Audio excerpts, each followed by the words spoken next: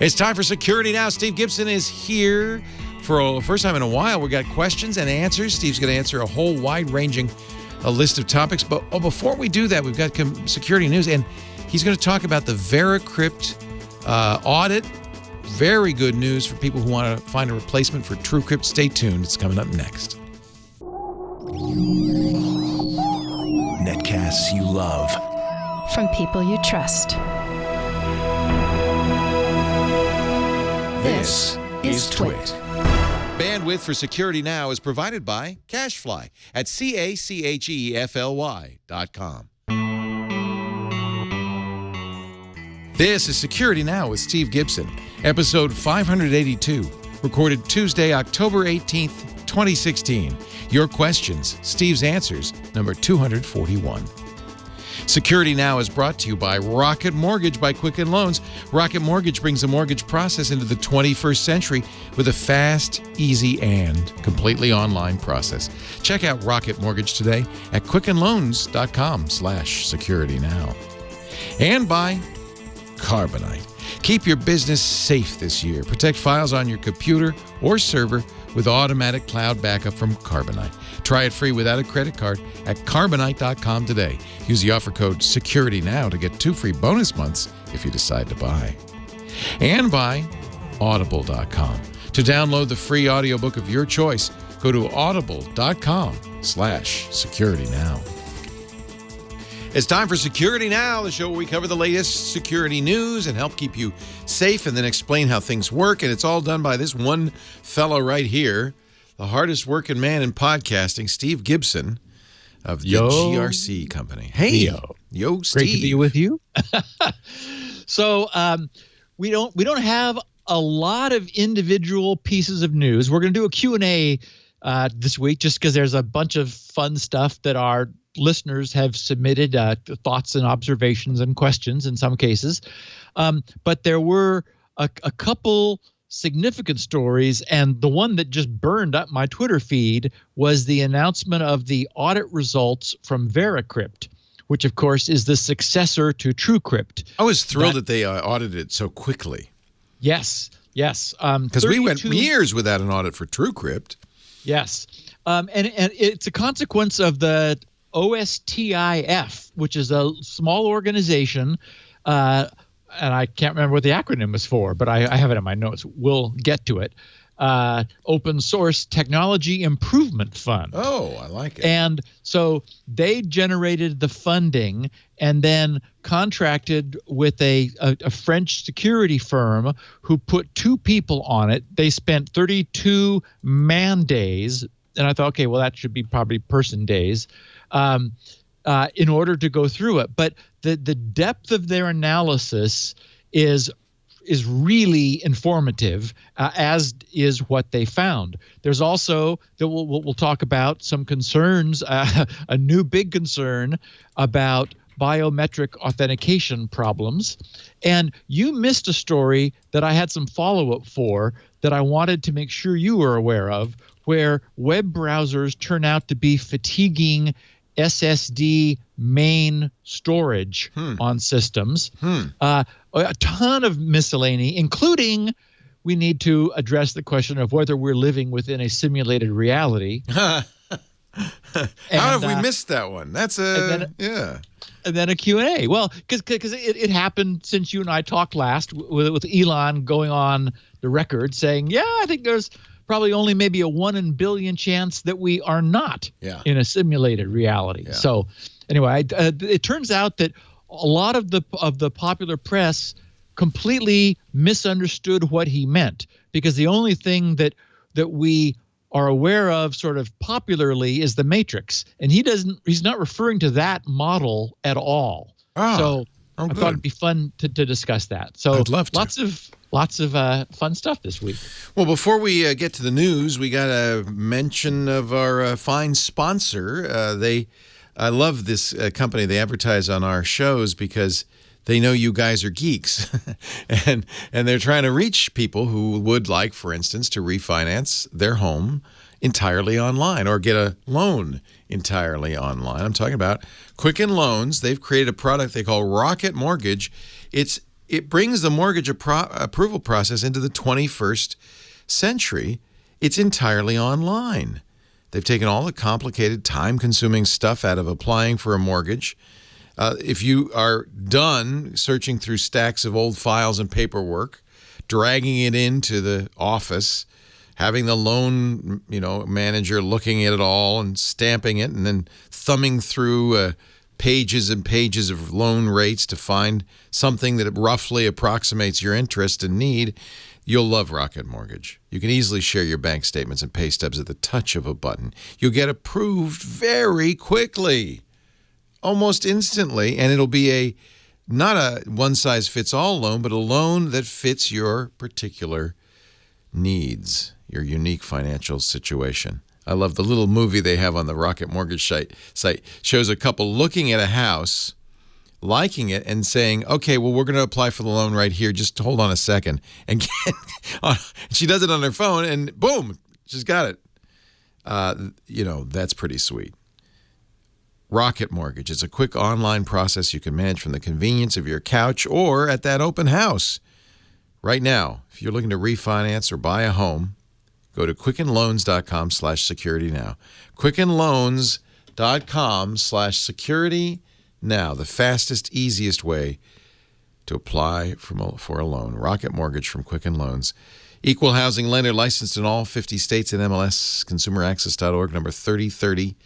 We thank Rocket Mortgage by Quicken Loans for their support. Go to quickenloans.com/securitynow. Steve doesn't need a mortgage. How long have you lived in your house? 1984. I paid it off quite a while ago. Oh, my goodness. That's nice. That must actually be a nice feeling. We're working to pay off our house. And also, Prop 13 is nice to have because, of course, that means that the base tax rate is really low. I bought it for $185,000. Whoa! Back You then. couldn't get a potting shed for that anymore. It's not in your neck of the woods for sure. No. Wow. So this is my second edition of the famous book that is often referred to as the K&R text. I'm holding up in front of the camera for our listeners. This is the book, The C Programming Language. And I looked around for my first edition copy, which is about half the thickness of this one. Even so, very thin by any standards of modern programming languages. It's funny. I have both the first and second as well, and I keep the second here. Yep. And the first at home. So I reread the preface so many times because I just get goosebumps, and I've referred to it on the podcast a few times. Just the first paragraph reads, C is a general-purpose programming language which features economy of expression, modern control flow, and data structures, and a rich set of operators. C is not a very high-level language, nor a big one, and is not specialized to any particular area of application. But its absence of restrictions and its generality make it more convenient and effective for many tasks than supposedly more powerful languages. C was originally designed for and implemented on the Unix operating system on the DEC PDP-11 by Dennis Ritchie, and he passed away 5 years ago. What? You felt I saw all this social. What? Yeah, he passed away the same week Steve Jobs did. No, you fell for it, and I almost fell for it too. How weird! It was all over Twitter and Facebook that he'd passed away. Yes, and I got sucked right into it. But if you click the link, there's a date on it, 2011. But nobody looked at that. So, yeah, he passed away when Steve Jobs did. In fact, one of the reasons I remember... Now that you say it, I remember. Yeah, because people were saying, everybody's making a big deal about Jobs dying. Nobody's saying anything about Ritchie passing away. Yeah. So anyway, but what? You know what? We deserve a tribute to Dennis Ritchie. 5 years later or 100 years later, this was a great man and wrote not just this, but much of Unix. So yeah, he and Brian Kernighan. Yep, K&R they call this. Yep. And I actually haven't read the second edition, but the first edition, my first edition, is well thumbed. Oh, it's just what I love about it is that it is so lean. Yeah. It's just very simple. Of course, it appeals to me as Mr. Assembly language. It's so as close to assembly language as you can get in a high-level language. And many people shared with me a photo of the week, which I just got a kick out of. And so this is you're doing it wrong in a simple picture. And so this shows a password field, which is highlighted in red because the system's not happy. And it's saying, password is used by another user. It's like, oh. So count the number of things that must be wrong with a system that is able to tell you that. Now, it's true that it could be checking the hash, and we know that hash collisions are, for reasonable size passwords, are going to be very rare. But why would a system check the hash? So what it's clearly doing is looking up a user's record with the password as the index, and it finds an existing one and says, oh, sorry, we can't have two users cannot use the same password because then our index will return two records, and we can't have that happen. So, I mean, it's mind-blowing that somebody could say, oh, sorry, that password is in use. Well, now, of course, that also begs the question, oh, I wonder who's using it. Because, of course, it's an information leak as well. So, I mean, bad architecture, fundamentally flawed, like account management is just horrendous. And we should add, if you ever see this, you should never ever see it for two. Not only that, but because it means you have a crap password. Very good point. Right? If your password is collided with somebody else, you've done a bad job, my friend. You got to stop using monkey 1, 2, 3. That's a perfect point. You should never, ever see that image. So anyway, thank you everybody for sending that to me. That was wonderful. It's pretty hysterical. And we've got super astute listeners who, have been got it. Following along. Yeah, they got it. Yep. So first story was covered by Forbes. And I'm looking now at the date to make sure that it's recent. And by the way, this is a lesson for anybody who snarkily says, well, so right after I said that to you, I pulled up your show notes because I was going to show the image, and it didn't match what you were saying. And I thought, well, this is strange. And I realized the show notes I had were from 2011. So somehow 2011 is back, baby. Now I have the real show notes up. So anyway, Forbes' title is rather brutal. Feds walk into a building, demand everyone's fingerprints to open phones. No. And so I'm just going to read the top of the story, and two well-known legal experts were consulted for their opinion. So Forbes wrote, in what's believed to be an unprecedented attempt to bypass the security of Apple iPhones, although actually the warrant specified 4 different brands, all known to have fingerprint readers. So the law enforcement officials didn't even know which phones people might have. Wow. So they just blanketed it. I mean, that's the big concern. Not only is there a concern with forced use of biometrics, which the argument has been is not constitutionally protected, but in this case, it's also just the breadth of this warrant. So, so the security of Apple iPhones or any smartphones that uses fingerprints to unlock. California top cops asked to enter a residence and force anyone inside to use their biometric information to open their mobile devices. Forbes found a court ruling dated May 9th, 2016, in which the Department of Justice sought to search a Lancaster, California property. But there was a more remarkable aspect of the search. As pointed out in the memorandum, quote, authorization to depress the fingerprints and thumbprints of every person who is located at the subject premises during the execution of the search and who is reasonably believed by law enforcement to be the user of a fingerprint sensor-enabled device that is located at the subject premises and falls within the scope of the warrant, unquote. The warrant was not available to the public, nor were other documents related to the case. According to the memorandum signed off by U.S. Attorney for the Central District of California, Eileen Decker, the government asked for even more than just fingerprints. Quote, while the government does not know ahead of time the identity of every digital device or fingerprint, or indeed every other piece of evidence that it will find in the search, it has demonstrated probable cause that evidence may exist at the search location and needs the ability to gain access to those devices and maintain access to search them.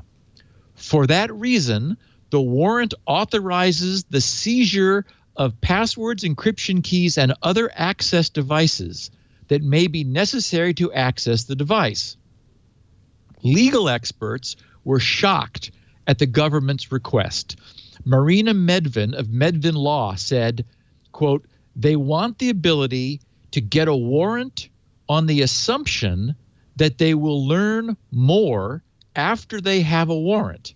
Essentially, they are seeking to have the ability to convince people to comply by providing their fingerprints to law enforcement under the color of law because of the fact that they already have a warrant. They want to leverage this warrant to induce compliance by people they decide suspects later on. This would be an unbelievably audacious abuse of power if it were permitted.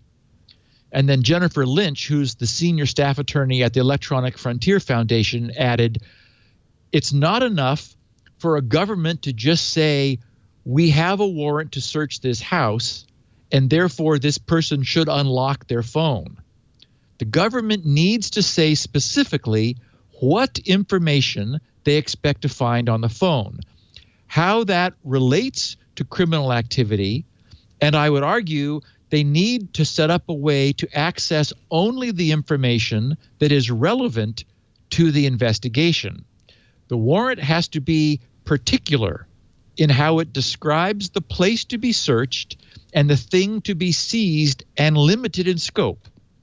That's why if a government suspects criminal activity to be happening on a property and there are, say, 50 apartments on that property, they have to specify which apartment and why and what they expect to find there.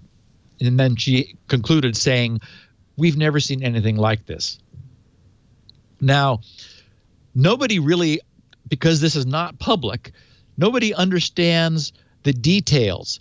But from our technical perspective, if we were to sort of reverse engineer what may explain this, because I was thinking about like, okay, first of all, the concern is this is now what law enforcement, this is apparently law enforcement's, maybe another test, but their reaction to the famous, iPhone fingerprint hack problem, where they're just saying, okay, fine, we're just going to, since the courts have said a password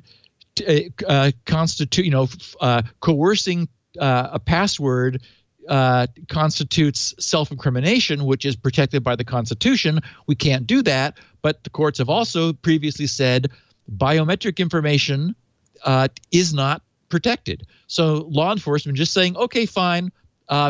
We want specifically the warrant to include, to give us the right to force anyone in this location to unlock their phones. So again, the generality of this makes me think it's tied to an IP address, that is right? Interesting. Yeah, that makes sense. Yeah. They know it's So- this building. Well, or this residence. It was actually a house. And so they probably found some traffic which they believed represented, in whatever it was, criminal activity. They got the address from the cable provider or whoever provides internet service. So now they know that it is a device, and they just presume probably a cell phone, if not maybe a PC, but those don't tend to be locked the way mobile devices are. And so they wrote the warrant to give them permission when they get there to force everyone to let them look inside their phones, presuming that one of them will have been the end point of that electronic communication. Yeah, wow. Which in my mind doesn't excuse it, but it sort of explains like probably what was going on. So then that begs the question, because all of us now, I hope, have fingerprint protected phones, what you should do. And it seems to me the easiest thing would be when the feds pound on the door, besides flushing all the drugs down the toilet, you want to turn your phone off, because at least all the phones I've used, iPhone and Google phones, once you turn it off, the fingerprint won't unlock it. You'll have to then enter your passcode, which Correct. They can't reasonably demand. I mean, they can demand, but not reasonably. Correct.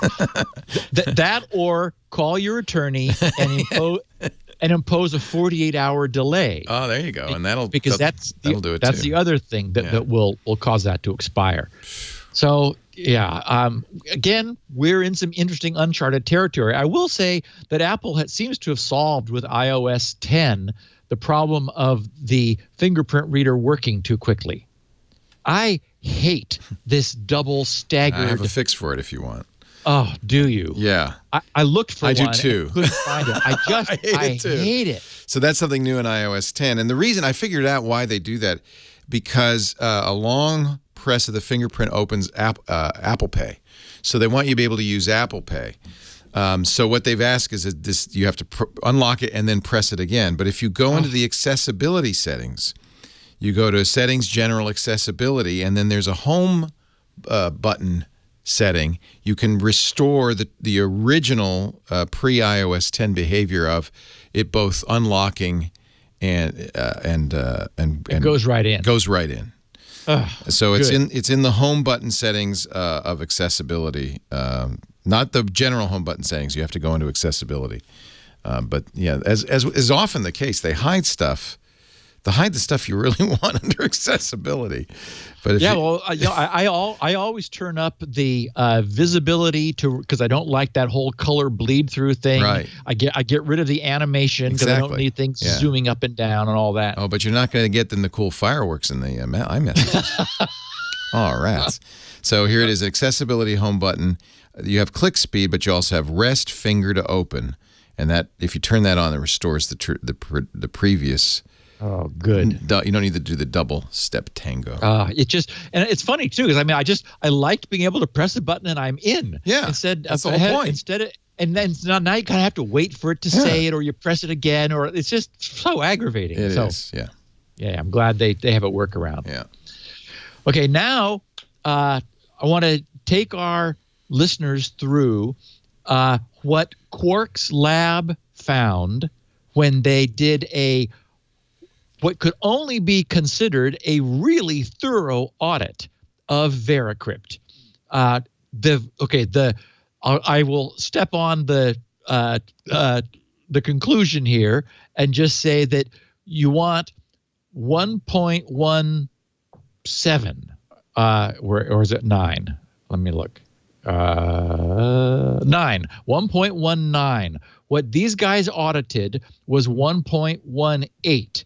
So most of the problems, but not all of them, are fixed. And I think one of the reasons that so many people sent links to me breathlessly is that, once again, the headlines in the popular press show, big red warning flashing, emergency upgrade right now. And nothing here was a real showstopper. We've been living with it as it has been for a while.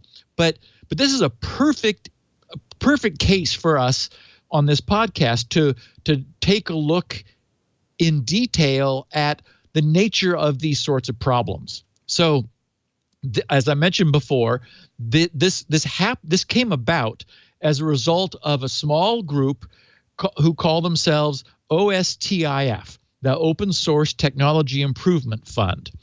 And they sort of have three missions. One is to offer bug bounties to help improve code, direct code improvement through grants, and professional audits.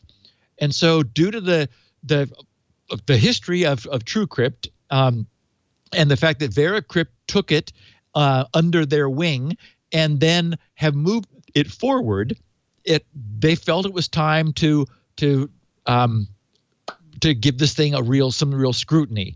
So 10 weeks ago from around today, on August 1st, the OSTIF is proud to announce that we have come to an agreement to fully fund an audit of VeraCrypt using funds that were donated by DuckDuckGo and Viking VPN. We plan to hire Quark's Lab to go over the code and search for vulnerabilities and backdoors. VeraCrypt is a crucial piece of open source software that can encrypt any storage medium with powerful and highly tamper-resistant encryption that greatly enhances the personal security of anyone who uses it. An audit of the code brings fresh professional perspectives and a deep analysis of the code to search for vulnerabilities.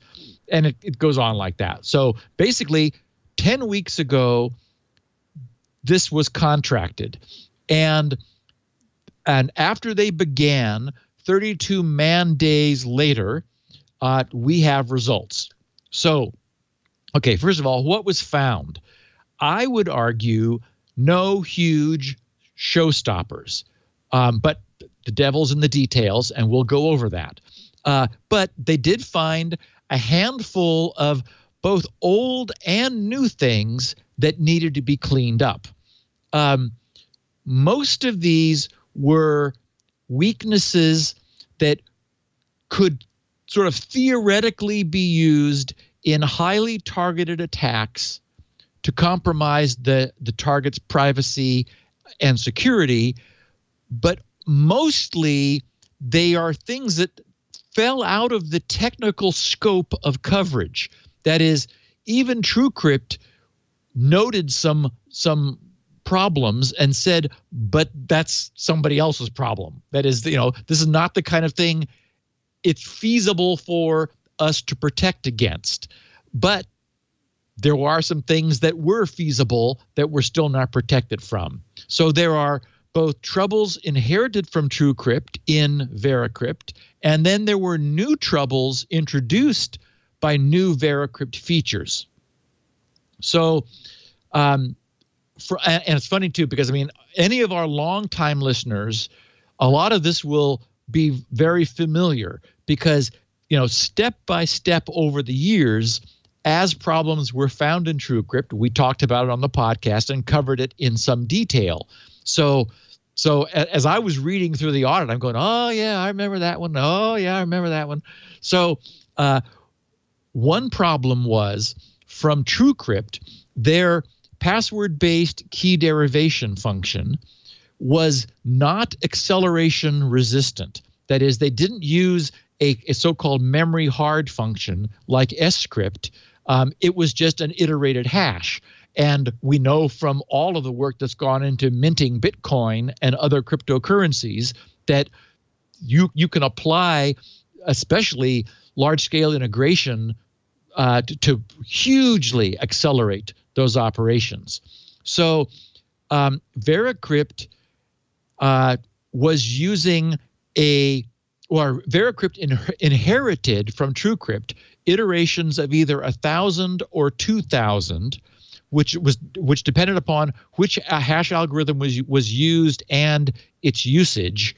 That is, whether you are mounting a volume within the system or booting or essentially accepting a password to boot the system from an encrypted system partition. So The original iteration counts were 1,000 and 2,000. They are now, get this, 200,000 and 655,000. So way stronger. There's also an additional feature that VeraCrypt added, but introduced a bug that we'll cover later, known as a PIM, in this case, a personal iterations multiplier. And that gives the user some additional control so that if they don't mind waiting longer at boot or mount time, they can specify a so-called personal iterations multiplier, which, as it sounds, allows you to dramatically multiply that even further. Problem is, turns out there was an overflow in the math for the dramatic multiplication, so that it ended up reducing the rounds count rather than increasing it when you thought you were getting more security. Whoops. Anyway, that was easy to fix and was fixed. There was also a problem from TrueCrypt that sensitive information might be paged out from the kernel stacks. So you've got a kernel driver where the encryption decryption is going on. It has to have an operating symmetric key present, which means that key is persistently vulnerable to exposure. If in a low memory situation, a page of the kernel gets swapped out to non-encrypted storage, your key might be there. So that's a concern. However, VeraCrypt, that was the case in TrueCrypt. VeraCrypt doesn't change it. They simply state that this will be a vulnerability unless the system partition is encrypted and the paging file is therefore written to an encrypted partition. So, and that's, I get, that's some protection. It means that the key won't be readable, but you really don't want the key to go out into the swap file, because that's potentially accessible too. In the details of this, they talked about the fact that unfortunately, both of these programs, the original TrueCrypt and VeraCrypt, which inherits most of itself from TrueCrypt, has sensitive data scattered around. So it is very difficult to collect it all in one place. That's, as an aside, that's one of the things that I did very carefully from day one of the Squirrel client for Windows, is I created a protected memory region, and absolutely everything that matters is within one solid contiguous block. And I also arranged to lock it into memory, and the program is so small there's no danger of it being swapped out, because programs all get a chunk of memory that isn't in danger of being swapped out. It's only if they get really huge then they're at risk of having some of their pieces removed. So anyway, so this is a problem with trying to do sort of add-on security to an operating system after the fact. You are fighting some of the architecture of the system.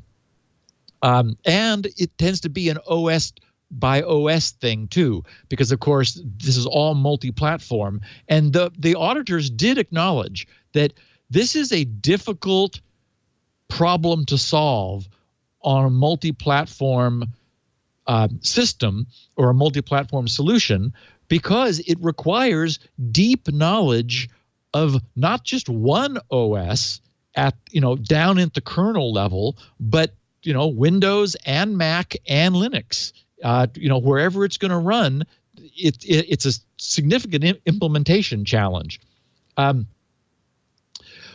Another problem that they did fix, but that TrueCrypt inherited from, that VeraCrypt inherited from TrueCrypt, was the various uses of compression and decompression. TrueCrypt used and sort of forked some early zip and unzip libraries which had known problems.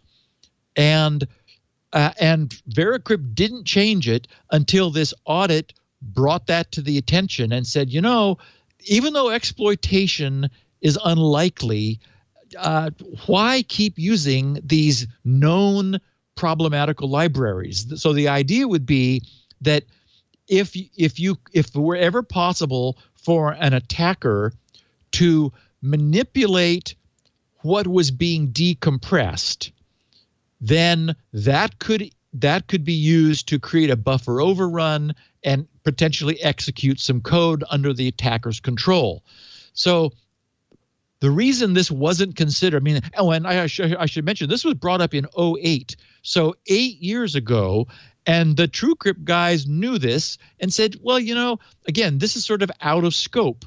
So an example of an attack would be the recovery disk is compressed, and as is the boot code, because it has to be so small in order to get the system going. But it's unlikely the boot code could be manipulated. The recovery disk, though, could theoretically be manipulated by an attacker, so that when a user used their recovery disk, it would decompress, and if the recovery disk had been modified, the decompressor could have an overflow induced in it that, for example, might write the user's password to some external location or some fixed location where the attacker could then access it.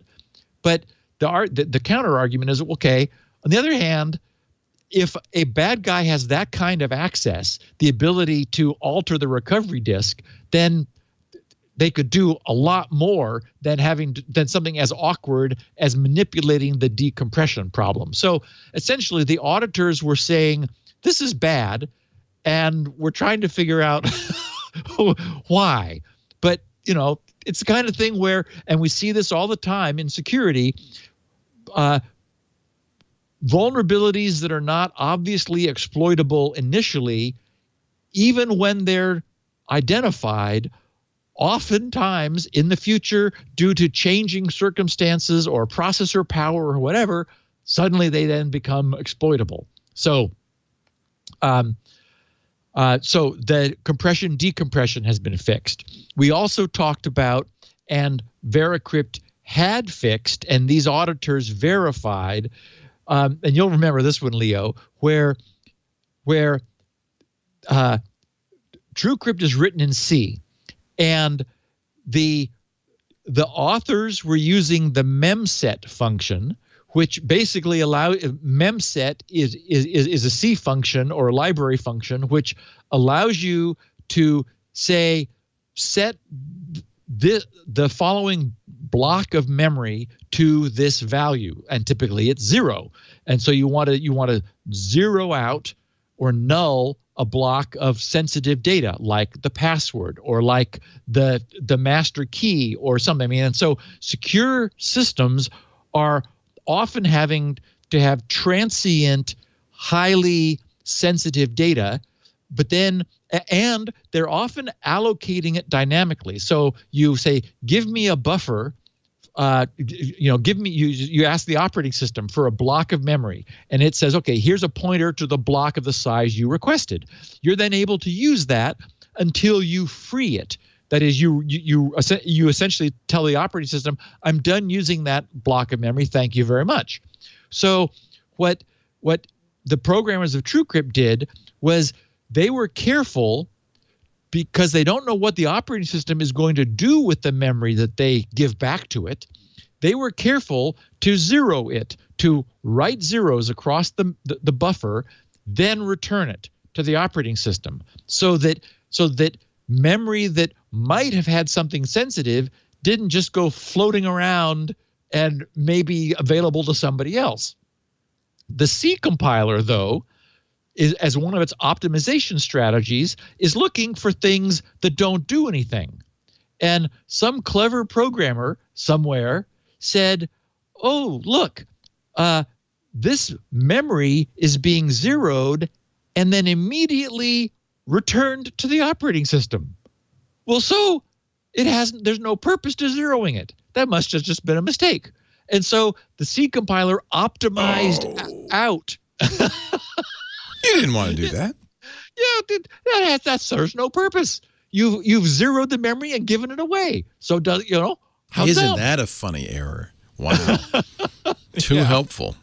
Yeah. So there is a secure zero memory function which doesn't have this problem. And so one of the early things that VeraCrypt did was to switch over wherever memset was being used to this secure zero memory function, which doesn't risk being optimized to nothing by the compiler.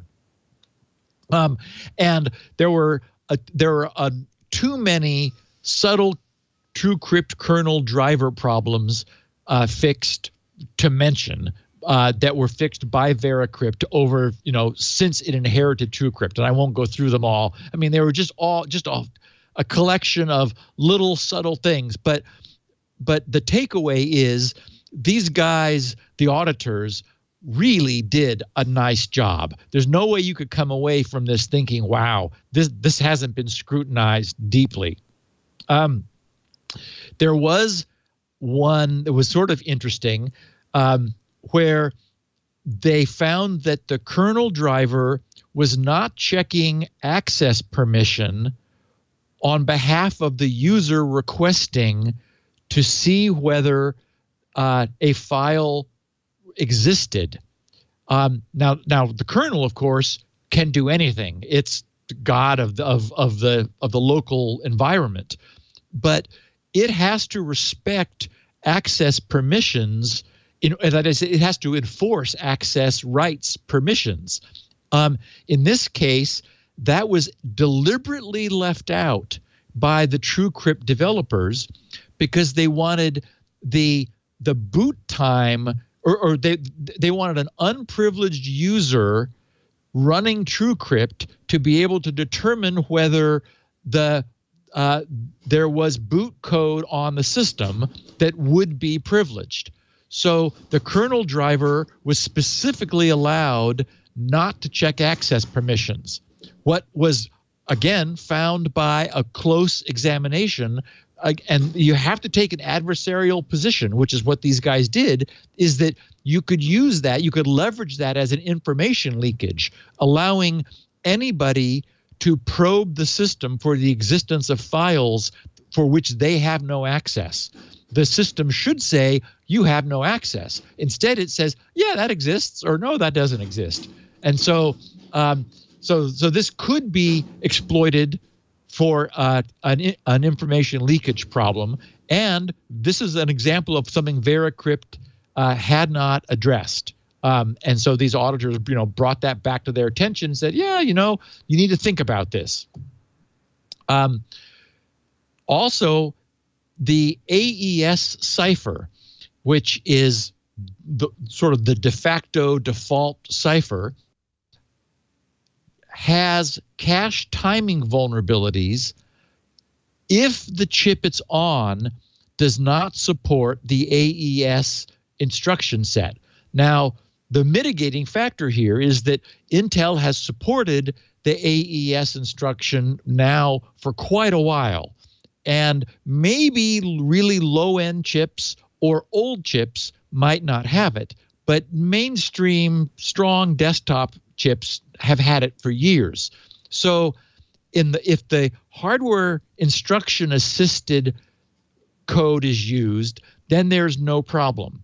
But the system runs on processors without the AES acceleration instructions, and in those cases, this software is not cache timing proof, which is something that these guys again found. One thing that we talked about in the past was that the TrueCrypt developers misused the cyclic redundancy check. CRC 32 was never designed to function as a cryptographic integrity mechanism, and they kind of crossed the line. They use it that way what it was designed for and what it's really good for is efficient error detection. But that's different than integrity mechanism. And the difference is it's intended to prevent accidents, not thwart attacks. And so as a consequence of the fact that TrueCrypt does, and VeraCrypt has continued for the sake of backward compatibility, because unfortunately it's built into the volume headers and various signatures, and it's very small, which is and very fast, which are both reasons that they used it. The problem is it is subject to manipulation. So for example, from the CRC32 is used to mix the key files in. Remember that the TrueCrypt introduced this notion that not only could you make the master key that you decrypt dependent upon a user-provided password, but you could also use a key file. The idea being that it's just going to be some file unknown to an attacker with presumably a lot of entropy, and why not just pour that in? Well, that would be nice if they had run it through a good hash. Unfortunately, they ran it through CRC32, which is explicitly not a good hash. It's a horrible hash. It's not a hash. And so from a valid set of key files, it's possible to create another distinct one file which will also mount a volume, which is something you really don't want. One of the properties of a hash is that it's not easy to compute it's really, really, really hard to compute an outcome to figure out what to put in order to get something out. And so what that first example is that the CRC32 doesn't provide that same guarantee. It's also possible to create null key files. That is a big file that does nothing to modify the so-called key file pool. And it's even possible from given a set of key files that to remove the security brought by that set of key files. It's essentially to add another file that completely nulls the effect of all previous ones. Again, something you could never do if you were passing all this through a real hash function. And finally, from a known passphrase, it's possible to create a key file which removes the security provided by the passphrase. And again, this problem too has been known since 2008 for 8 years, but the TrueCrypt authors just decided they didn't feel this was because it required prior knowledge of a secret or the prior manipulation of a machine. And so here's again, this is like, well, okay, yeah, but boy, if you just used a hash, then you wouldn't have these problems. And this is the kind of thing that, as we've seen before, that tends to come back and bite people downstream when some clever person figures out how to, how to use that special case in a way that just happens to fit their needs. Also, volume headers are, quote, authenticated, unquote, with CRC32, which is weak authentication. Mostly it's just a means for the TrueCrypt driver to validate that what it's being given is a TrueCrypt volume. And so it's not clear why using CRC32 opens a vulnerability, but it just seems sloppy. Also, James Forshaw, who's with Google's Project Zero, he discovered, and we reported back when he did discover this, a pair of problems in the kernel driver. One was a drive letter symbolic link creation elevation of privilege, and a lesser concern problem. Both have been fixed, and these auditors verified that. Here's an interesting one that I just really appreciated due to its subtlety, and again, that just shows you that these guys thought about the code, the auditors really thought about this. When booting from when booting from a BIOS, and that could be either UEFI or traditional BIOS, it turns out the user's password length can be obtained. We know that's not good because that makes brute forcing substantially easier. You don't have to bother, if you know the password length, you don't have to bother with trying any shorter passwords or any longer passwords. So it doesn't make it instant, but it dramatically simplifies the problem. The BIOS saves keyboard keystrokes in a 32-byte, 16-character ring buffer. Essentially, every key you press puts 2 bytes in the buffer. The scan code of the keyboard and its ASCII equivalent. And it's a ring buffer, meaning that and this is a common programming technique, when you get to the to the last word, or the last 2 bytes, then when you go to the next one, essentially it wraps around to the beginning. It goes back to the start of the buffer. And so and this is commonly done in programming. It allows you to sort of have the equivalent of an infinite buffer as long as somebody is reading from the end fast enough to keep the front from wrapping around and overwriting the oldest data. So these buffers are managed with ring buffers are managed with a typically called a head and a tail pointer. The head is the pointer to the last entered character. And so when a new character gets entered, that pointer is advanced or wraps around to the beginning, and then the characters are written there. And then the tail pointer is the character next to be read by somebody requesting the next character from the buffer.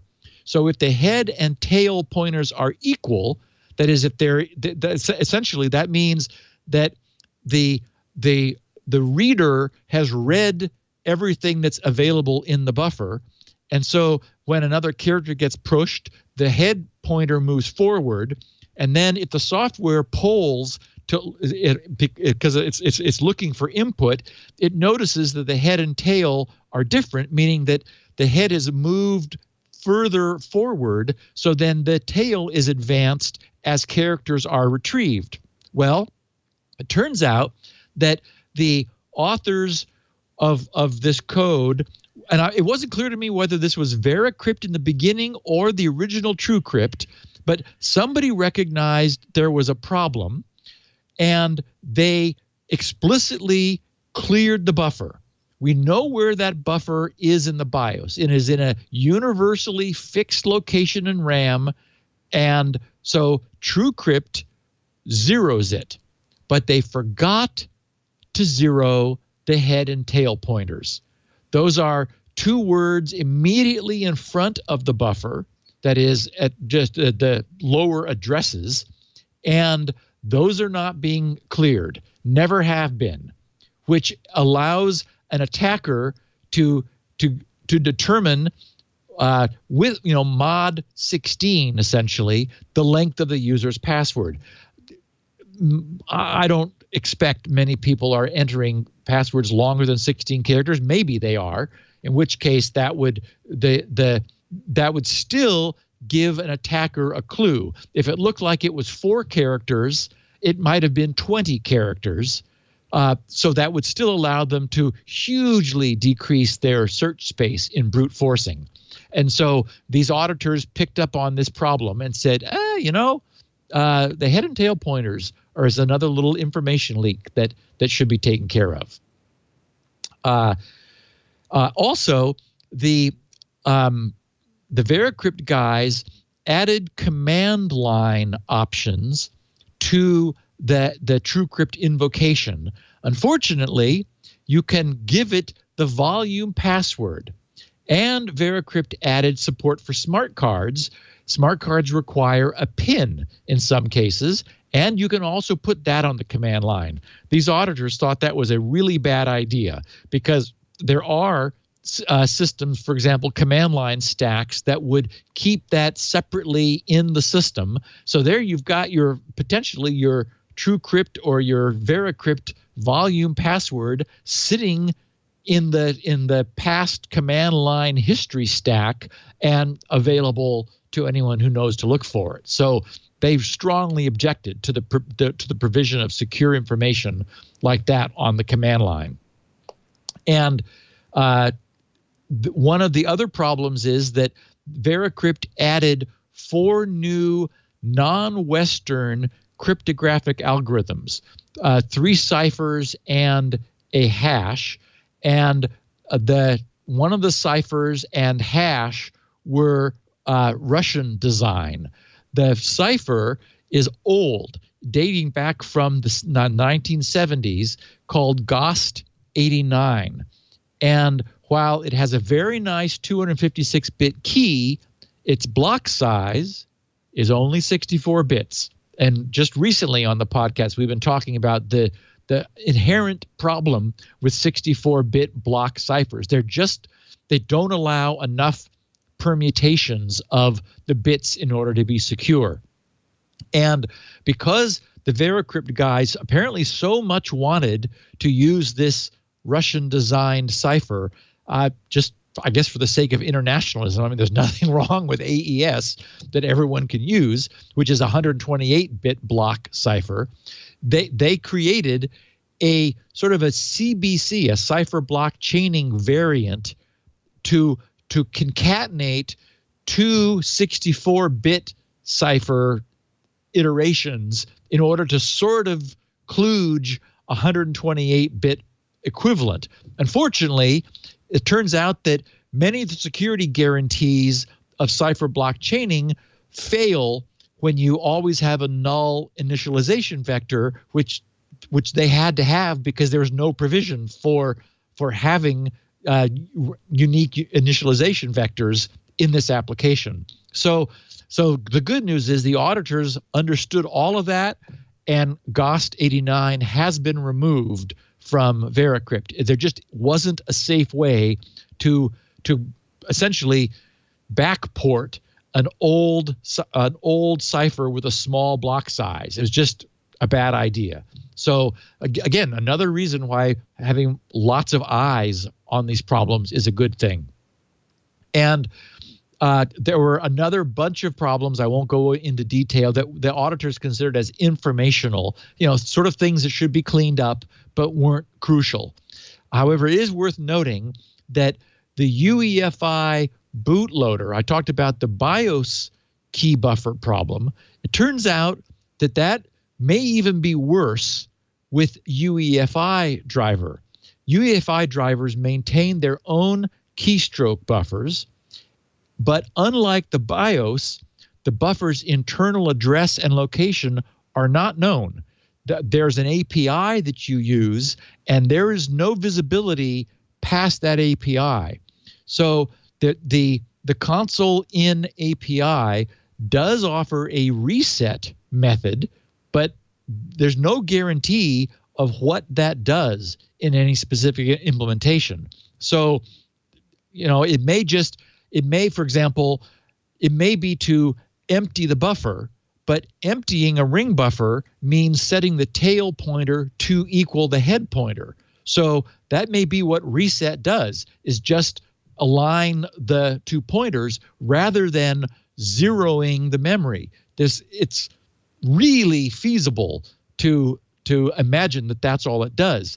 And so it turns out that in examining the Intel developer kit sample code for UEFI, it turns out that the Intel sample UEFI console in driver calls int16, which is the old BIOS ring buffer. And so it's added another layer of abstraction, but the fundamental problem is still there.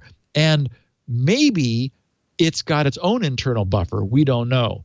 So this is interesting because here's a collision of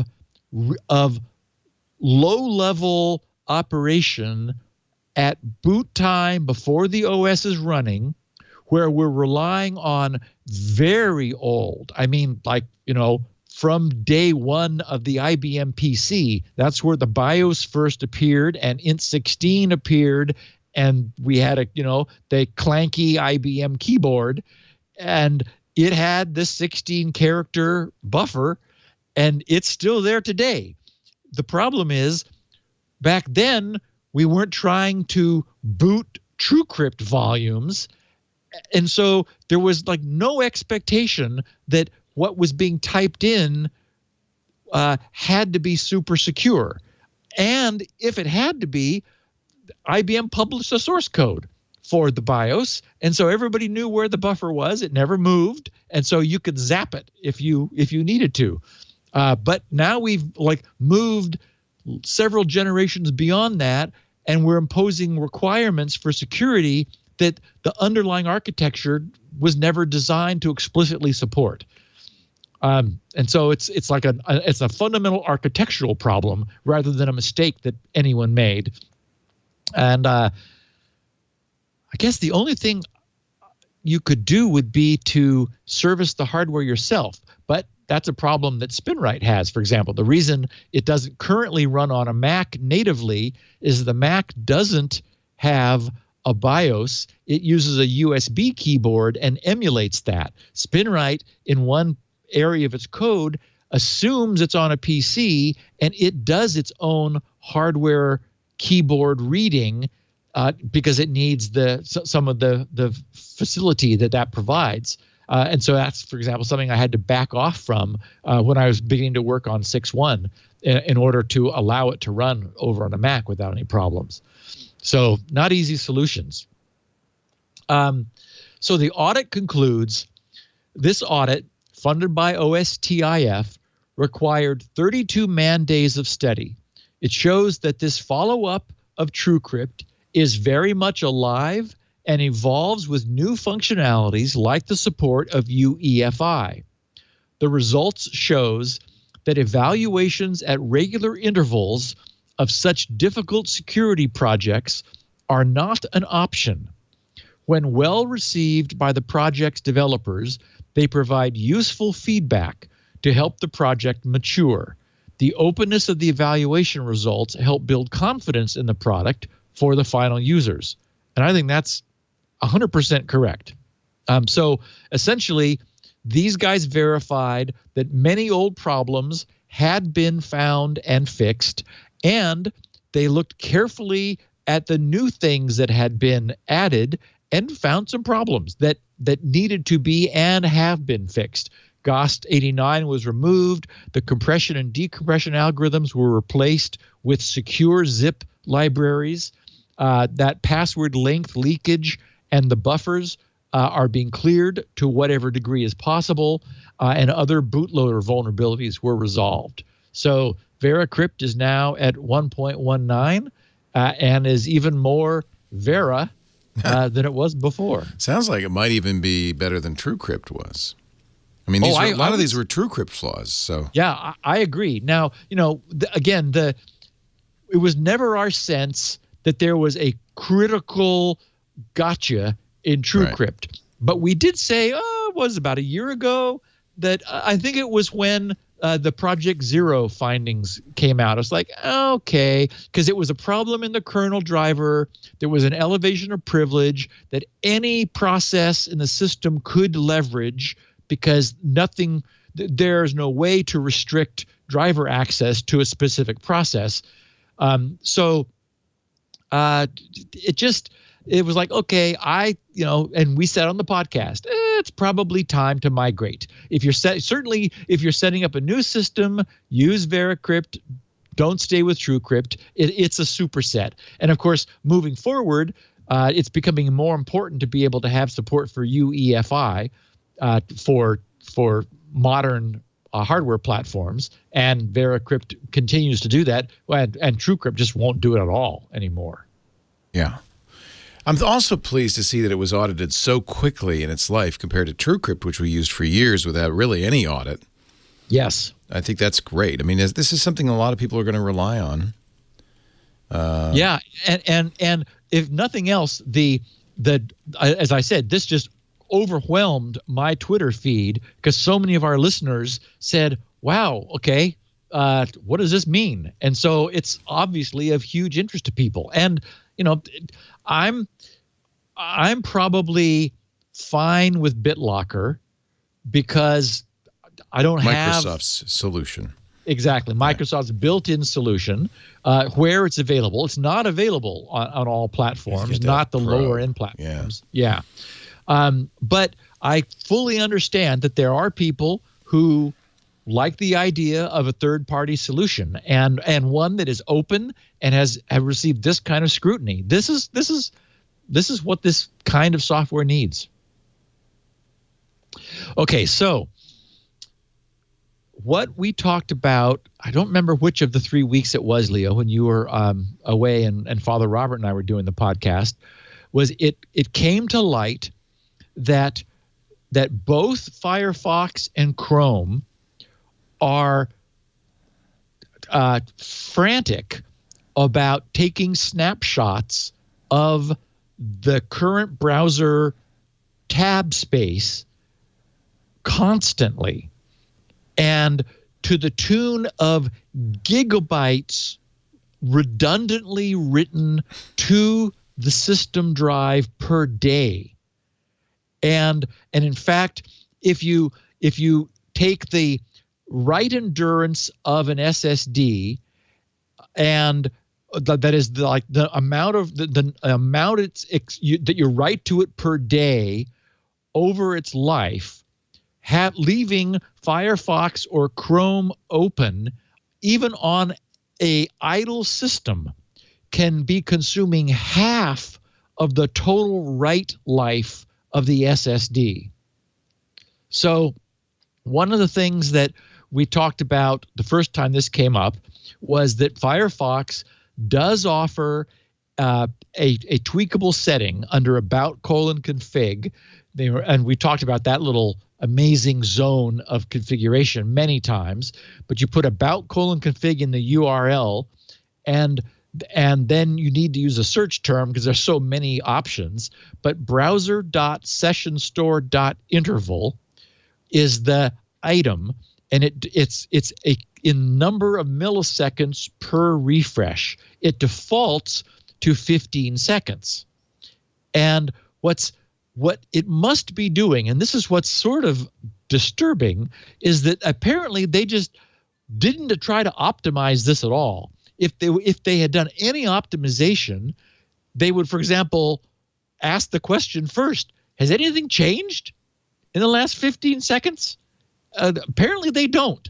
And so they just take a snapshot of the entire context of the browser and write it to down into your session profile. And not only Firefox, but Chrome does the same thing. In fact, I think Chrome was even writing a little more.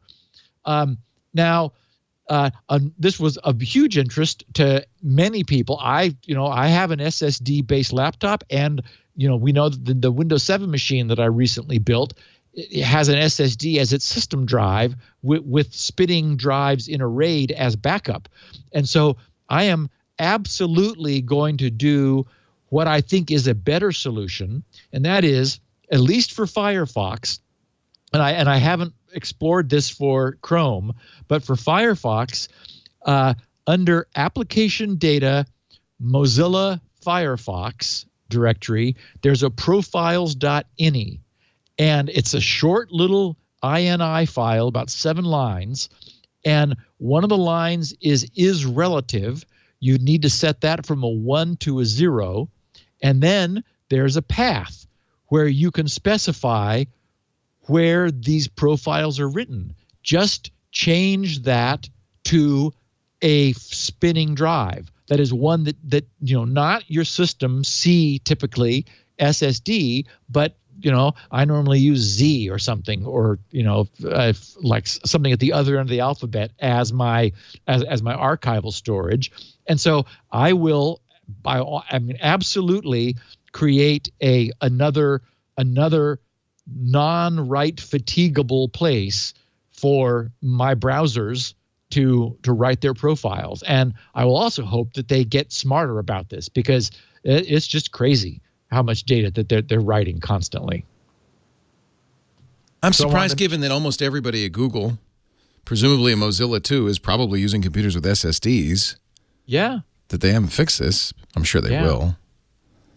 Yeah. Again, it sort of feels like it just didn't come up. The architecture's been there since before SSDs, and until somebody pointed it out. What happened was that they used the Mark Rusinovich's Process Explorer. And so anyone could do this, and we talked about this a couple of weeks ago. You just run Process Explorer, and under the View item, there are columns. You're able to turn on more columns in the display, and there's disk I/O. You go to that tab, and then it's bytes read and bytes written. You turn both of those on, click OK, and that adds those columns to the display. And if you just sit there watching it, you just see Firefox or Chrome just going crazy. And so, my immediate reaction, although I'm on spinning drives on this old system of mine on a RAID, was to just slow it down by a factor of 10. I added a 0. It was 15,000, meaning 15,000 milliseconds. I made it 150,000. So instead of every 15 seconds, it was every 150 seconds. But a better solution is just move it to somewhere else. And if you don't have a somewhere else, like for example on this nice laptop that I've got that is SSD, I think I may go back to the days of a RAM disk, because it's got a ton of RAM. So I'll just create, a D: RAM drive and have the profiles live there. You'd think that the controller and the caching software would handle all this and not pass it on directly to the hard drive. Well, but anything so it could if it was reading it. But the problem is it has a write-through cache. Right. Yeah, because the whole point is if the browser crashes or hangs or the system crashes, you want to be able to restore your session. So this is all just session restore. But boy, what a cost. Again, has to be because they just didn't give it any attention. And I'm hoping that now that this has come to light, that somebody will spin off a little side project and get busy and fix this. I'm going to drink some coffee. Why don't you good tell timing. Us who's bringing the podcast? Good timing, my friend. I didn't want to interrupt your flow, but excellent time to talk about Carbonite online backup. See, hard drives, as we know, and Steve knows better than most, fail. And they fail for a lot of reasons. They could fail because your browser is writing a little too much to the cache, or because there's a fire or a flood or a typhoon. There's lots of reasons you could lose your data. And the worst case, a fire, a flood, or a typhoon, or an earthquake, would lose not only the data, but all the backup in the same premise, right? And a lot of people, that's their only backup solution. That's why I really recommend, Steve always has too, off-site backup. And it's why Carbonite is such a great solution for people in business, people at home, people who have data that they don't want to lose, they can't afford to lose, and that maybe you even have a great backup strategy, but you don't have that one key thing, that off-site backup. Carbonite is automatic cloud backup. It happens, it's automatically. You don't have to think about it, and it happens whenever changes are made, so it's continuous as long as you're online. And it's backing up to the Carbonite cloud, the network servers, where your data is relaxing on vacation in their climate-controlled facilities. Your data even gets back. Carbonite even backs up your backups. So it's really, really safe.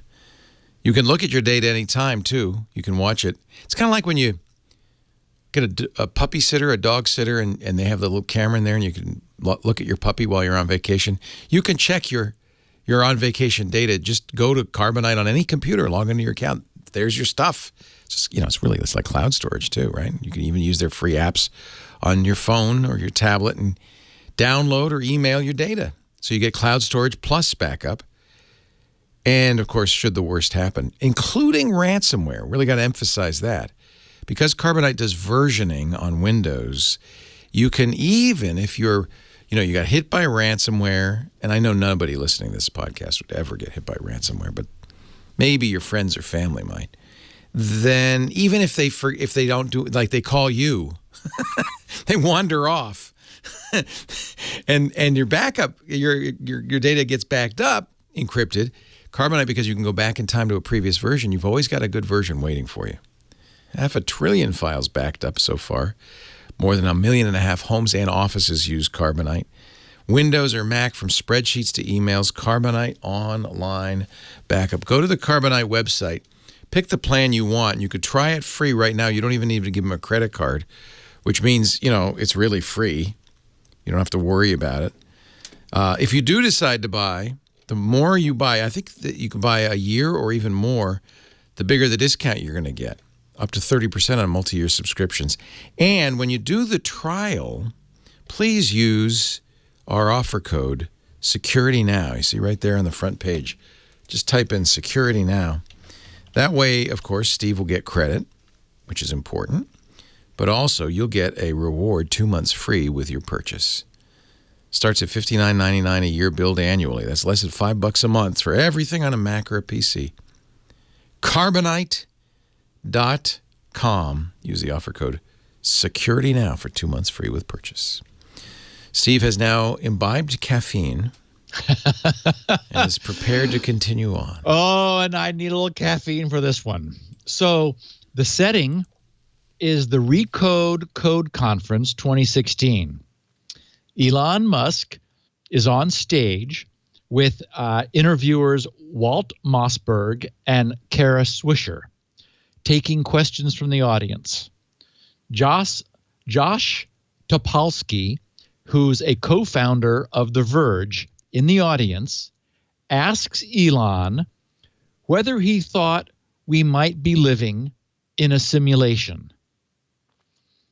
We immediately learned, to our surprise, that Elon has ruminated about and hashed through this topic so thoroughly already that he and his brother have formally banned its further discussion anytime they are in hot tubs.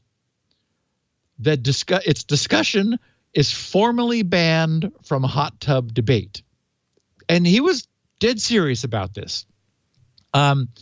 So in answering the questionnaire, Elon put a number to it and even worked through his logic, concluding that he believed we are indeed living within a simulation. And he says, in fact, he thinks there's only probably about a 1 in a billion chance that we are not simulated and are living in that is a 1 in a billion chance that we are living in what he refers to as a base reality. So it turns out that this is, and maybe Josh knew this already, because Elon was on record, at least for a couple years, back in 2014 at Vanity Fair's 2014 New Establishment Summit. Elon made the case that our lives are not at all what we think they are. He concluded, again, even back then, there's a 1 in a billion chance that this is reality. And so he said, for example, quoting him from this Recode conference recently, he said, the strongest argument for us being in a simulation is the following. 40 years ago, we had Pong, 2 rectangles and a dot. Now, 40 years later, we have photorealistic 3D with millions playing simultaneously. If you assume any rate of improvement at all, then the games will become indistinguishable from reality. It would seem to follow that the odds that we're in base reality is 1 in millions. Anyway, so I thought, okay, so that's interesting. Now, a lot of the press jumped on the matrix, which and what I realized was that, okay, that's sort of the pop version of what this sort of sounds like, but it's not what Elon means. So the difference is the matrix, we can think of, everyone knows the movie, of course, we can think of it as sort of a, an MMO, right? It is a massively multiplayer environment where you are sort of a reflection of yourself in this other environment. What Elon is referring to is different than that. He's referring to more something like the game of life. Of course, Conway's famous game, where you have rules by which these little cells are born or live and die, and those rules create this surprisingly rich result. And so what Elon is meaning is that everything, what we regard as reality could be running in some sort of a reality support container, meaning that we life are an emergent property of that. So it's not that we exist as ourselves outside of this, as was in the case with the Matrix, but in fact that reality as we know it is something that we perceive from inside, but that it exists in some sort of a container. And Leo, I heard you talking about it, I guess, over the weekend. And there was some conversation about, continuity, like the continuousness of space.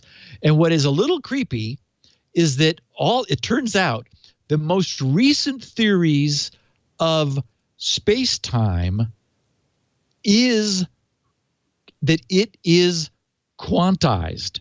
That is, photons do not travel continuously at the lowest level. They are jumping from one essentially pixel, for lack of a better word, to the next. So that's kind of creepy. Anyway, I thought that was a kick and wanted to stick it into the podcast. And I did. When I was trying to think of like an example of this, Star Trek followers will remember in the Next Generation series the creation of Professor Moriarty on the holodeck, where Data wanted Data was role playing essentially as Holmes and Sherlock Holmes, and asked the computer to create a rival worthy of Holmes in the form of Professor Moriarty, and a conscious entity was created. I think it was entitled "Ship in a Bottle." I think was the title of the episode, and everybody felt bad about having created this consciousness, that like apparently did exist, but they ended up giving him his own reality, which would continue running, so at least he'd be happy in his little world that was all a program. Cool stuff. There you go. So a little quickie on the lithium-ion battery issue. And Leo, I know you've been interested in this. I've got two pictures. And I found a guy, thanks to a follower who pointed me at a link, and I followed it down. There is a company, QNovo, QNOVO.com. The guy there has a blog, and this person is in the middle of this battery technology. For example, the most recent blog posting is titled "The Perils of 4.4 Volts." Before that, "The Real Science Behind Battery Safety." Before that, "It's Easy, but Not Right to pick on Samsung. Before that, making sense of 100 kilowatt hours. And for example, there, I picked up on this because it mentions Tesla. He says, Tesla Motors announced today upgraded versions of the Model S and X boasting 100 kilowatt hour battery packs, up from 90 kilowatt hour used in their earlier top-of-the-line electric vehicles. 100 kilowatt hours sounds like a lot, and it is. But I bet that many readers won't have an intuitive sense of this amount of energy. This is what this post is for.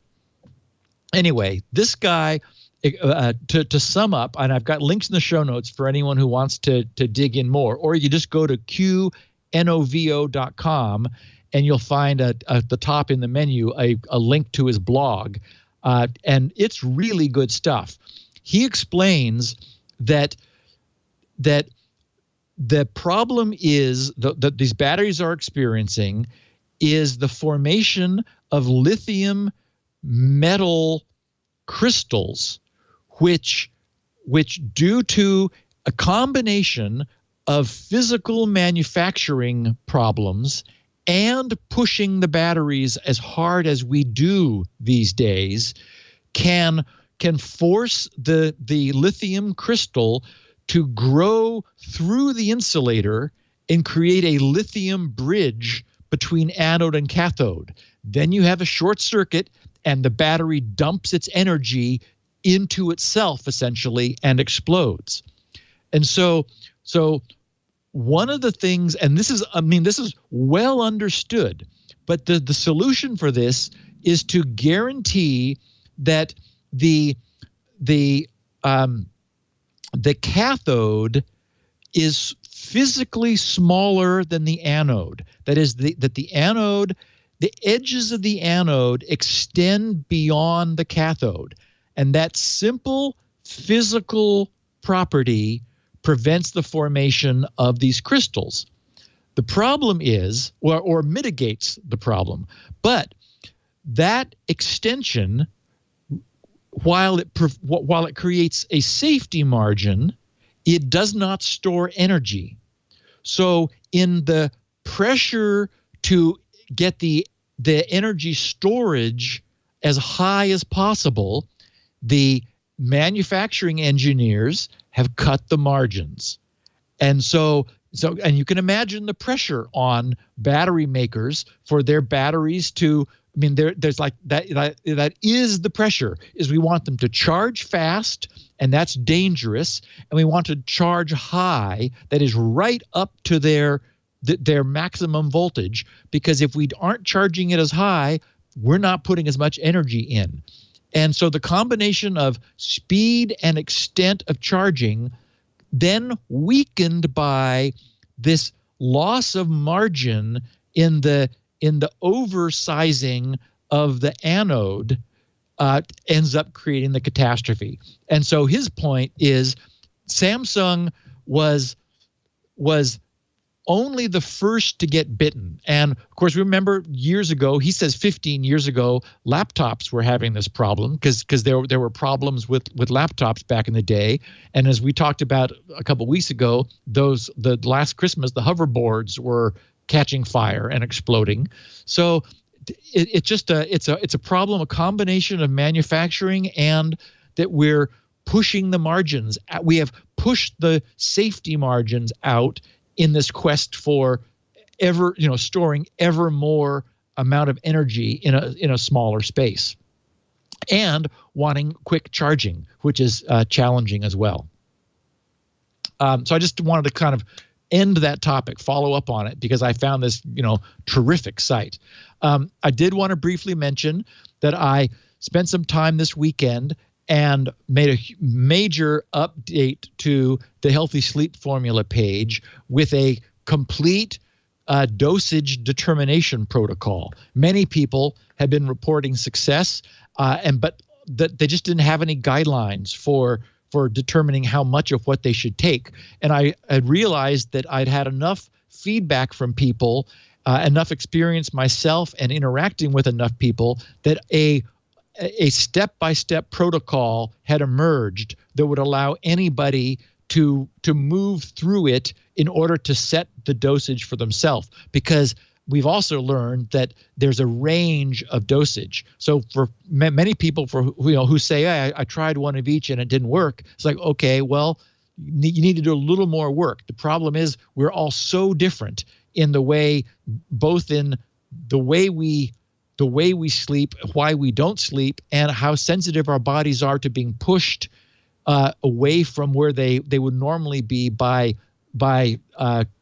supplements, that everybody needs a different dosage, and there's nothing you can do except work it out for yourself. So I provide that. I ordered mine, got my oleamide. Oh, good. Yeah, so I'll try that now. Good. Does it come with a microscoop? Yeah, it does. But yeah, you take 20 microscopes worth. Yeah. So you just use a tablespoon or something, right? Well, and actually the page has a picture of the microscope. It shows that the microscope, a level microscope, is 50 milligrams. But then you can get for a couple bucks, standard measuring spoons. And so I've used them and weighed them to determine how many milligrams of weight each different measuring spoon is. And so the 1/8 measuring spoon is 500 milligrams. And so I do 2 of those. Oh, okay. So that makes it much easier. That's a quarter, if my math may be correct. Yeah. Yeah. So I also wanted to follow up on this, what do we call a 2-book series? Yeah. There was trilogy, and you found that the reference to bilogy, apparently duology is the formal noun for, as described, a pair of related novels, plays, or movies. Except it's not.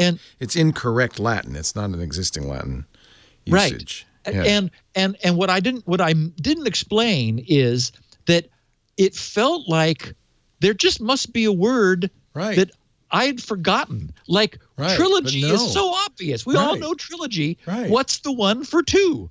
And it's like there really isn't one. Isn't that funny? Yeah. I don't get it. It's just like, okay. I thought I must just be having, as they say these days, a brain fart. But no. There just isn't. Isn't that weird? There isn't a common word for 2, and you would think there would be. Yeah. One that would be as familiar to us as trilogy. Apparently not. But no. A real quick note from Bob Port, who's in Albany, New York. The subject was how Spinrite kicks butt. And everyone knows what the story is going to be. He said, it finally happened. I knew it eventually would. A 5-year-old hard drive, okay, so not very old, on a perfectly serviceable Dell Windows PC started acting up. It was just getting old, like all of us always are. I downloaded your utility, Spinrite, and voila. My hard drive was back in business, virtually good as new. How simple can life be? My eternal thanks, Bob Port. And so, Bob, nice. Thanks for sharing your success. Voila. And I found myself when I was reading this, when I'm talking about how simple it is, I've for years, many years, resisted adding this or that feature to Spinrite. Because I could have taken the path of kitchen sink stuff.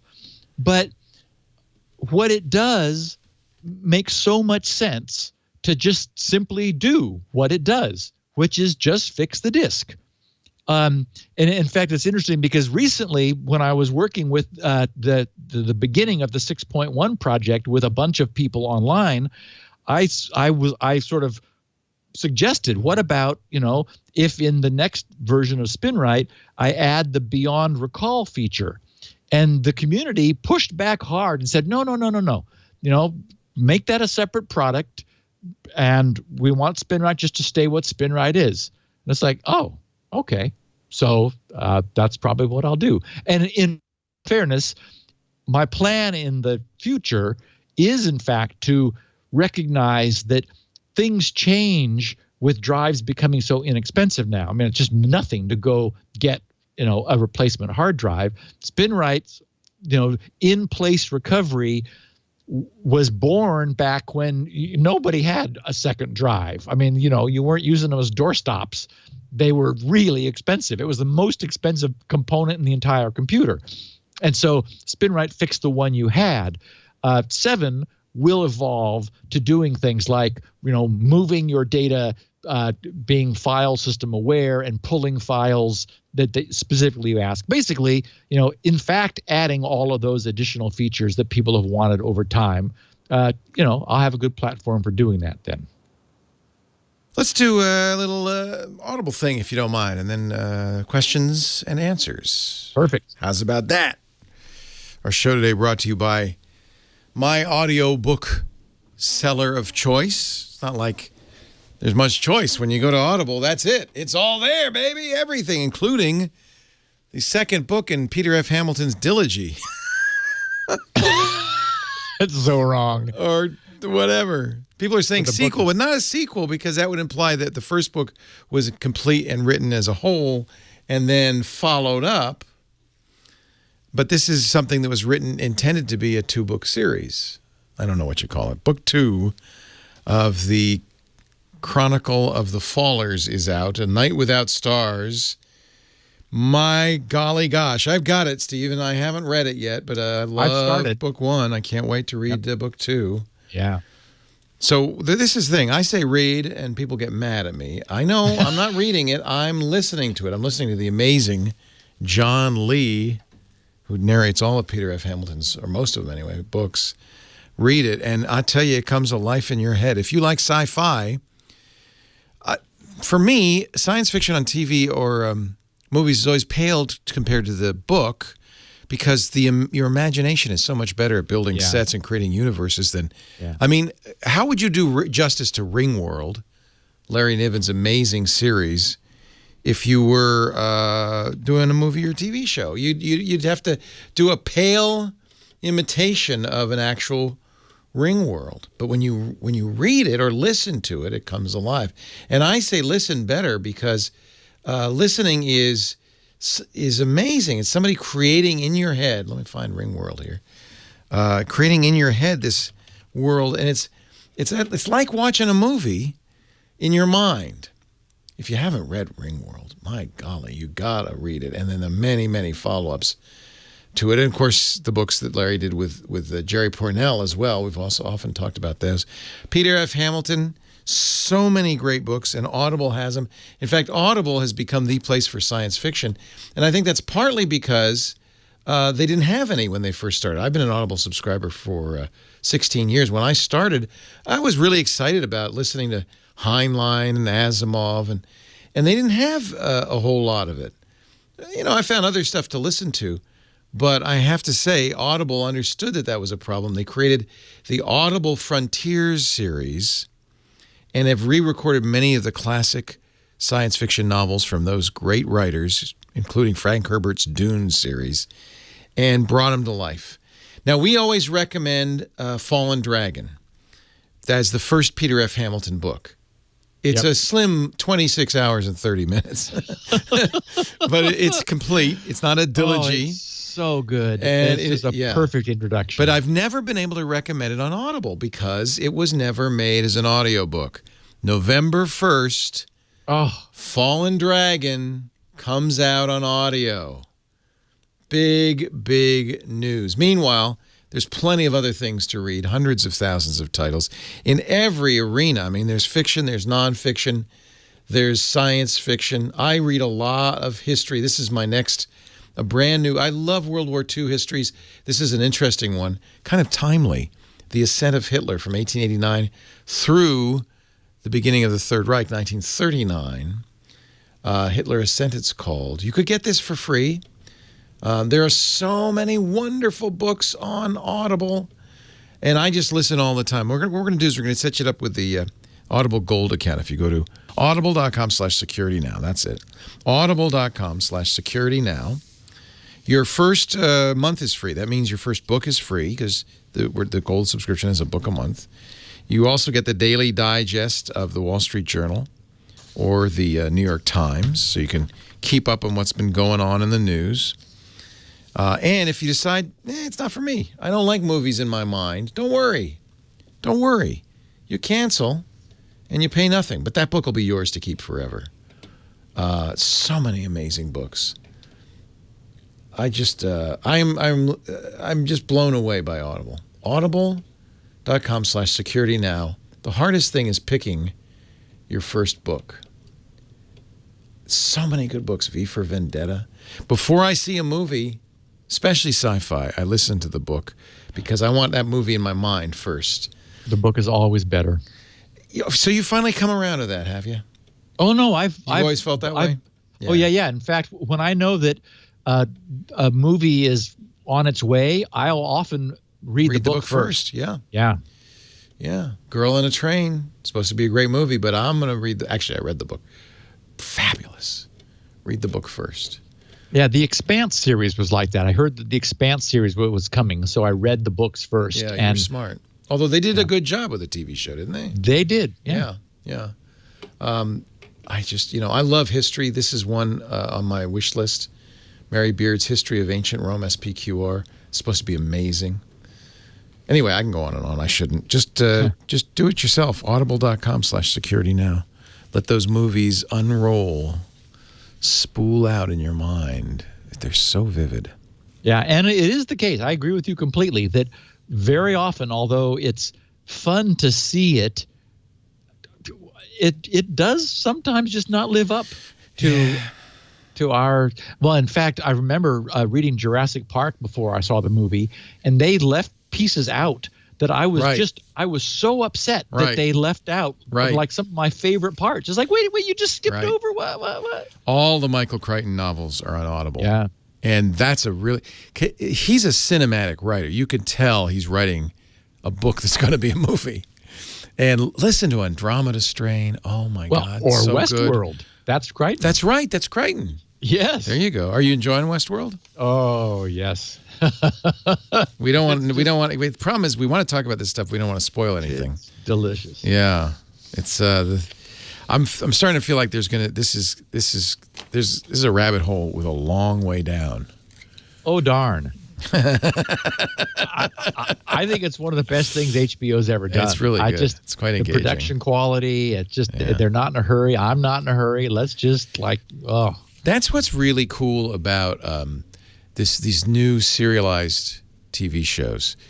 It's not 2 hours in a movie. You really have the space to stretch out. And that sometimes Game of Thrones can be a little. Oh, I'm done with Game of Thrones. I know stretchy. I have to watch it. I'm so glad it's the last year, but it was. I know the last two episodes last season were the only ones really worth anything. But for its own sake. Yeah. Time to put it out of its misery. Winter is here. Okay? Yes. It's not coming. It's here. And we have John doing car commercials now. Oh, really? Oh yeah, he's driving an Audi, I think, or a Lexus. I can't remember which brand. No, but Jon Snow cannot drive an Audi. It just shows him like kind of with a little appreciative look on his face as he likes the way the car performs. It was like, okay. Lexus. It's a Lexus commercial. Okay.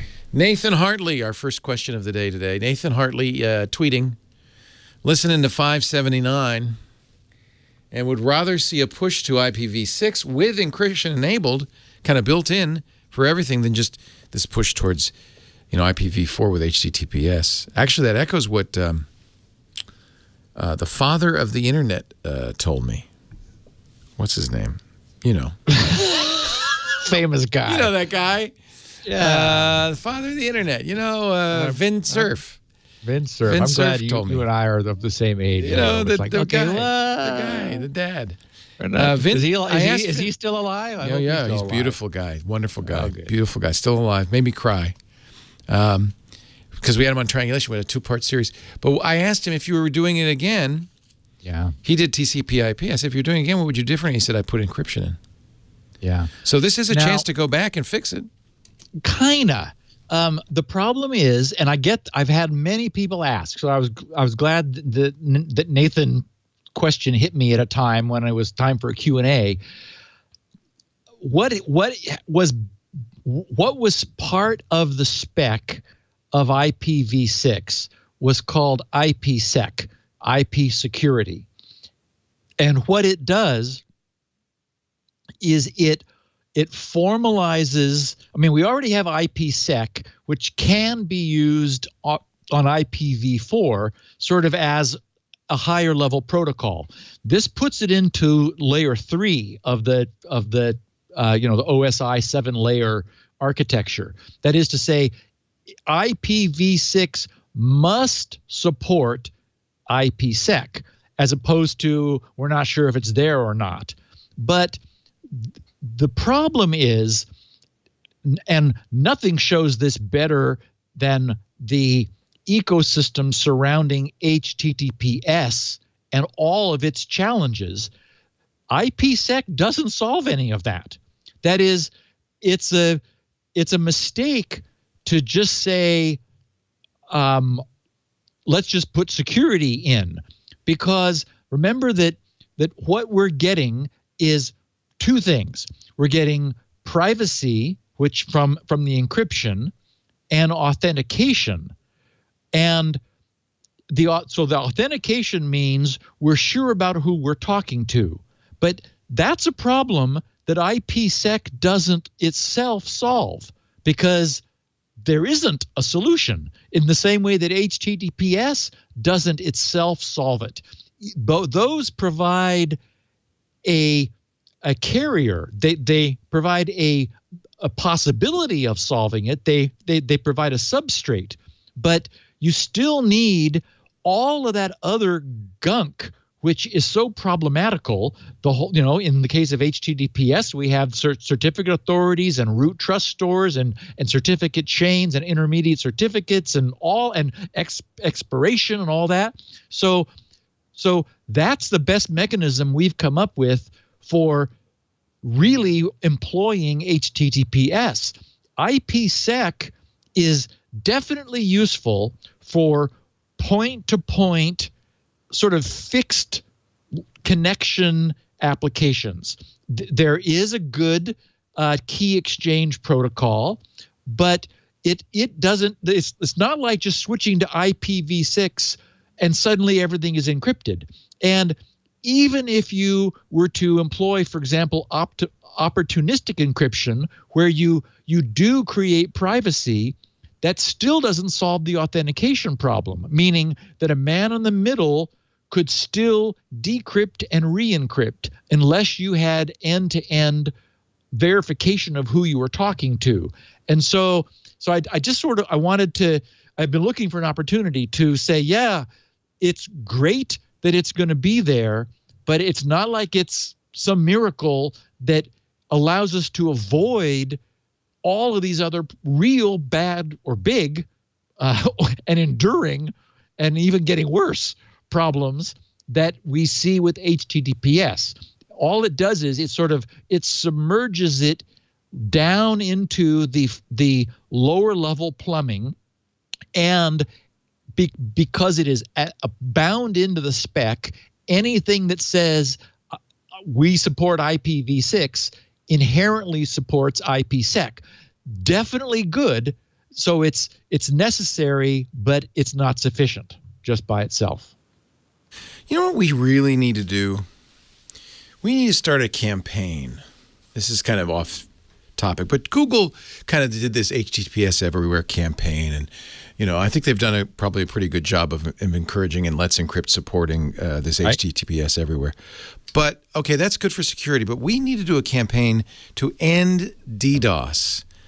And it's really a simple campaign, just to get ISPs all over the world to block traffic that's not coming from IP addresses they own. Right?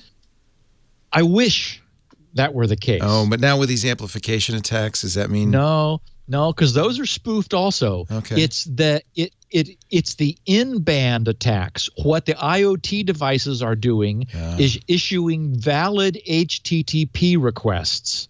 So, and they don't care about being exposed.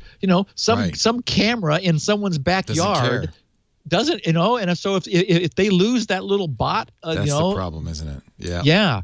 It's that unfortunately just the IP spoofing, that would be a part of a good solution, but what's happened is we've moved now to just flooding sites with valid queries. Right. because now you can block it. devices, You can't. There's so many IP addresses in there. It can be real because so what? You turn off that camera. There's 80,000 other ones. Right. And so an ISP technically could see a ridiculous number of like redundant queries. Well, but that's a huge burden to place on them. Yeah. They would have to. They would then be doing traffic inspection in order to look at every single query leaving, and then making basically a value judgment. And for example, we know it's impossible to come up with a good porn blocker because it tends to misfire. It misses things and it blocks medical pages, for example. Right. So in the same fashion, it's just those sorts of heuristics just don't work. Never mind. But yeah. Never mind. Dante Bertana. Oh, go ahead. Yeah. No, go ahead. Question 2. I wanted another tweet.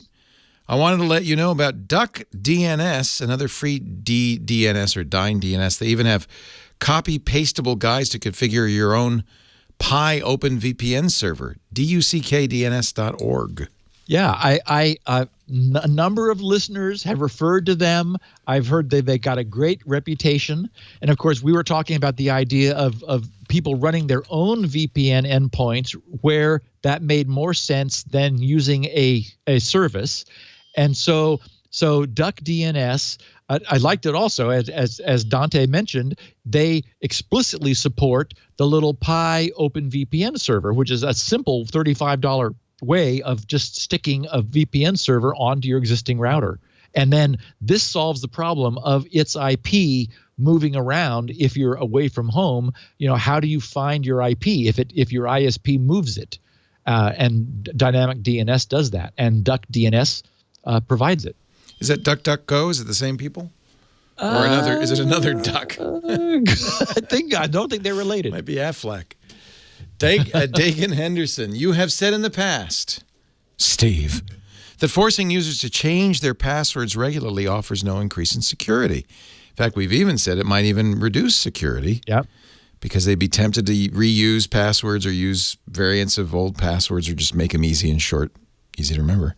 But during Security Now 578, you said, rotating encryption keys, DNSSEC, is considered good security practices.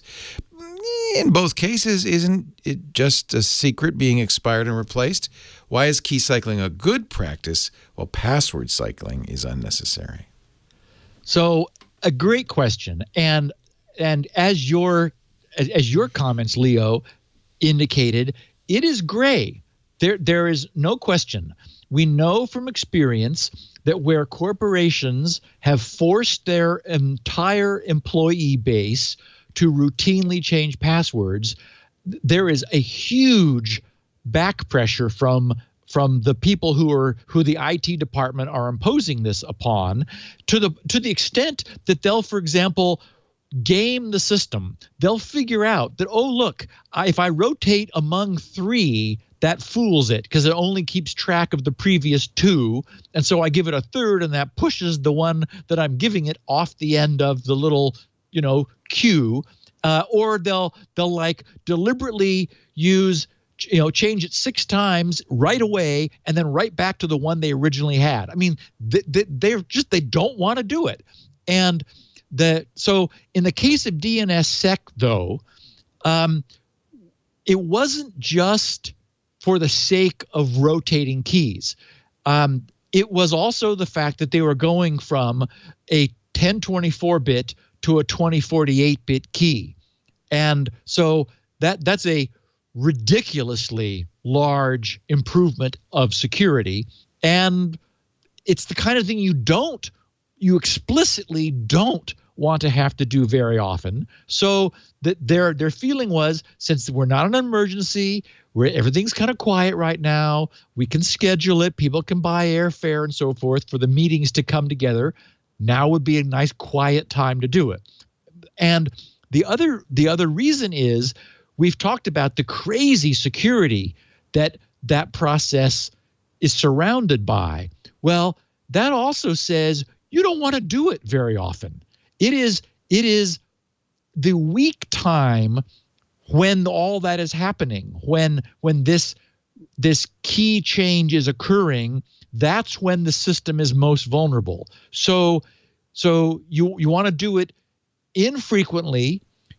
But then that also means you want to get as much value from that as you can. You want to get enough bang for the effort. So again, there isn't any sort of black and white. I do argue that changing keys seems more like a bad idea than a good idea, because the only argument that I can see for it is if there's a reason to believe old keys are compromised. And that's when we are changing passwords, right? When a service announces, oh, shoot, we just lost 500 million of our subscriber accounts, passwords, everybody has to change their password. So, okay, there it makes sense. So what some people have felt is, okay, maybe we don't know of breaches which have occurred, so we're just going to preemptively force everyone to change their password. Wow. It's that's an expensive thing to ask a large community to do. So it's a gray area, but I think it can easily be overdone. Question, let's see here, 4 from a fella named Steve. Not me. Is that his real name? Hey, Steve, just finished your latest podcast. Still a highlight of my week. Quick note about Windows 7 update problems.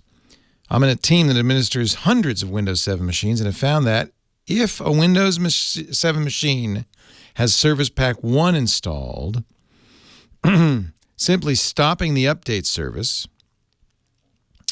then installing Microsoft Knowledge Base Update 3.10.28.10 does the job every time. We run WSUS servers and heaps of machines that we're not updating. The job was given to me. I made a group policy startup entry. It's just a batch file that checks to make sure Windows 7 is running, checks the architecture, then downloads the appropriate update. Windows actually has a built-in wget equivalent called bitsadmin. So the batch file stops when update service, installs the update. It can still take a couple of hours for the machine to finally finish searching for updates the first time, but it has had a 100% success rate so far. I really appreciate. What does that update do? So that's the one that informs Windows of the change in the update service that Microsoft offers. So if you get a brand new, Service Pack 1 was the one and only service pack for Windows 7.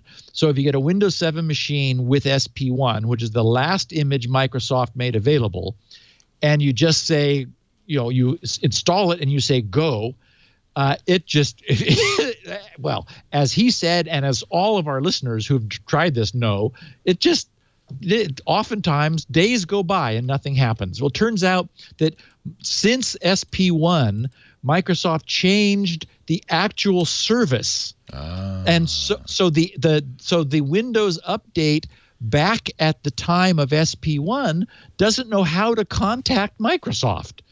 The API was not done in a backward compatible fashion. So you stop the update service, install just this one update, and that informs Windows 7 how to get the other updates from Microsoft. But the key here, and this is what's often missed, is manually stopping the update service. That's the key. Most people just sort of assume it won't be in the way, and so they try to install this update while the update service is running, and there is a collision. So you stop the update service, then you install this, and then reboot your system. Update service will restart, and then it will move forward. Kind of weird. Microsoft doesn't say anything about stopping it in the note about this, although they mentioned that svchost.exe, one of the symptoms is occupying 100% of CPU usage. And is that the update service host.exe? I would guess that is, huh? The service hosts a whole. It is a generic process that hosts a whole bunch of different services. Yeah. Okay. So stop the update service. You know how to do that, right? And then apply this patch. If you go under the admin tab, there's like a services, or you can click on. I'll never forget. It was Crazy Chris Perillo. Perillo, exactly. That's all you had to say was Crazy Chris. I know what you're talking Crazy Chris. You write, it was he, because I was new to whatever version of Windows it was. It must have been XP. And he said, you right-click on My Computer. Select properties. Actually, system management, right? It's manage. Yeah. You select manage, and that brings up that little tree, and among there is services. Right. And then as you scroll down, you'll see Windows Update Service. And so you just click the little stop button, and that stops it, and then install this update. Yep. Nice. Very good. But it was Chris Perillo who, and I thought, hey, I didn't know you could get to it that way. Very nice. You can also, I think, Windows. I wonder if Windows X works on Windows 7. I think it might. Windows key X is the way to do it on Windows 10. It gives you a great menu of stuff. Question 5. Good morning. Good morning, Steve. In your episode, Flip Feng Shui, you mentioned that researchers flipped a bit in a public key, making it easily factored to find the private key. The problem is if you flip a bit in a public key, it's no longer a product of the private key. How would you then figure out what the private key was? So that's a good question. It's a great question. And in my description of how this worked, I failed to explicitly note that what the Flip Feng Shui guys had done. I explained how they deliberately caused the memory coalescence so that that their process was sharing a memory page with the target process, and that they were then using the rowhammer attack to flip a bit in where they knew was the private key. Okay, but what I didn't explain was that what that does is it flips the bit in the one copy that they both share. So in doing that, you have changed, as Mr. Good Morning here notes, you've changed the key in the other process. So then in the attacking process, they perform the factorization of the modified key. They then extract the private key and immediately use it, like right now, to log in to the process being attacked using their private key. And it works because it's now being compared against the modified shared public key. And so in my description, I left out that final piece.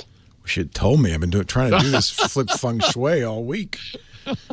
Joey Bueno. Hey, Joey. Steve, could you check out Intel Security's TrueKey app? It's free and it leaves LastPass for dead. My question is, can we trust it? Could you please check it out and let the world know if it's okay to use it, or is it a spy? So I thought, okay, this is interesting. I should find out what Intel's TrueKey is. So I dug in, and I didn't see anything special about it. It's free only for 15 passwords. Oh, yeah, exactly. Thank you. Do with that.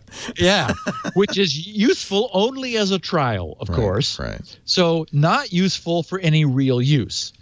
Any real use costs $20 per year with an apparent maximum of 2,000 passwords. What? Well, okay, so that's a lot, but why have a maximum? Right. But that's what they say.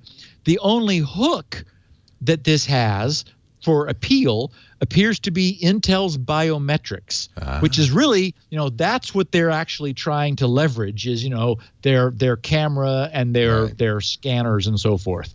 And so that's okay, but biometrics are already built into mobile devices and will soon become standard options and features on probably everywhere. So, for example, by comparison, LastPass and even the Squirrel client for iOS already reprompt the user for their fingerprint confirmation when you use LastPass or Squirrel. So, Apple, as we know, made the API available so that apps could ask you to, reassert your identity. I know, for example, the Amazon app on iOS does that too. Yeah. Which is nice because sometimes it asks like twice, and I have a pad that doesn't have the fingerprint reader, and now they're making me type in my password twice. It's like so annoying, but yeah.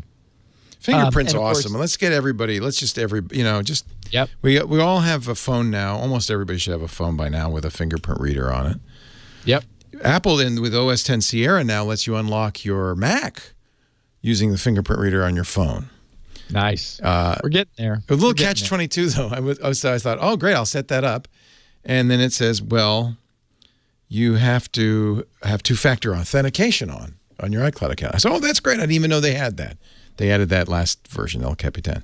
So I was going to turn on two-factor authentication and said, okay, well, we've got your security questions right here. What was the name of your best friend in high school?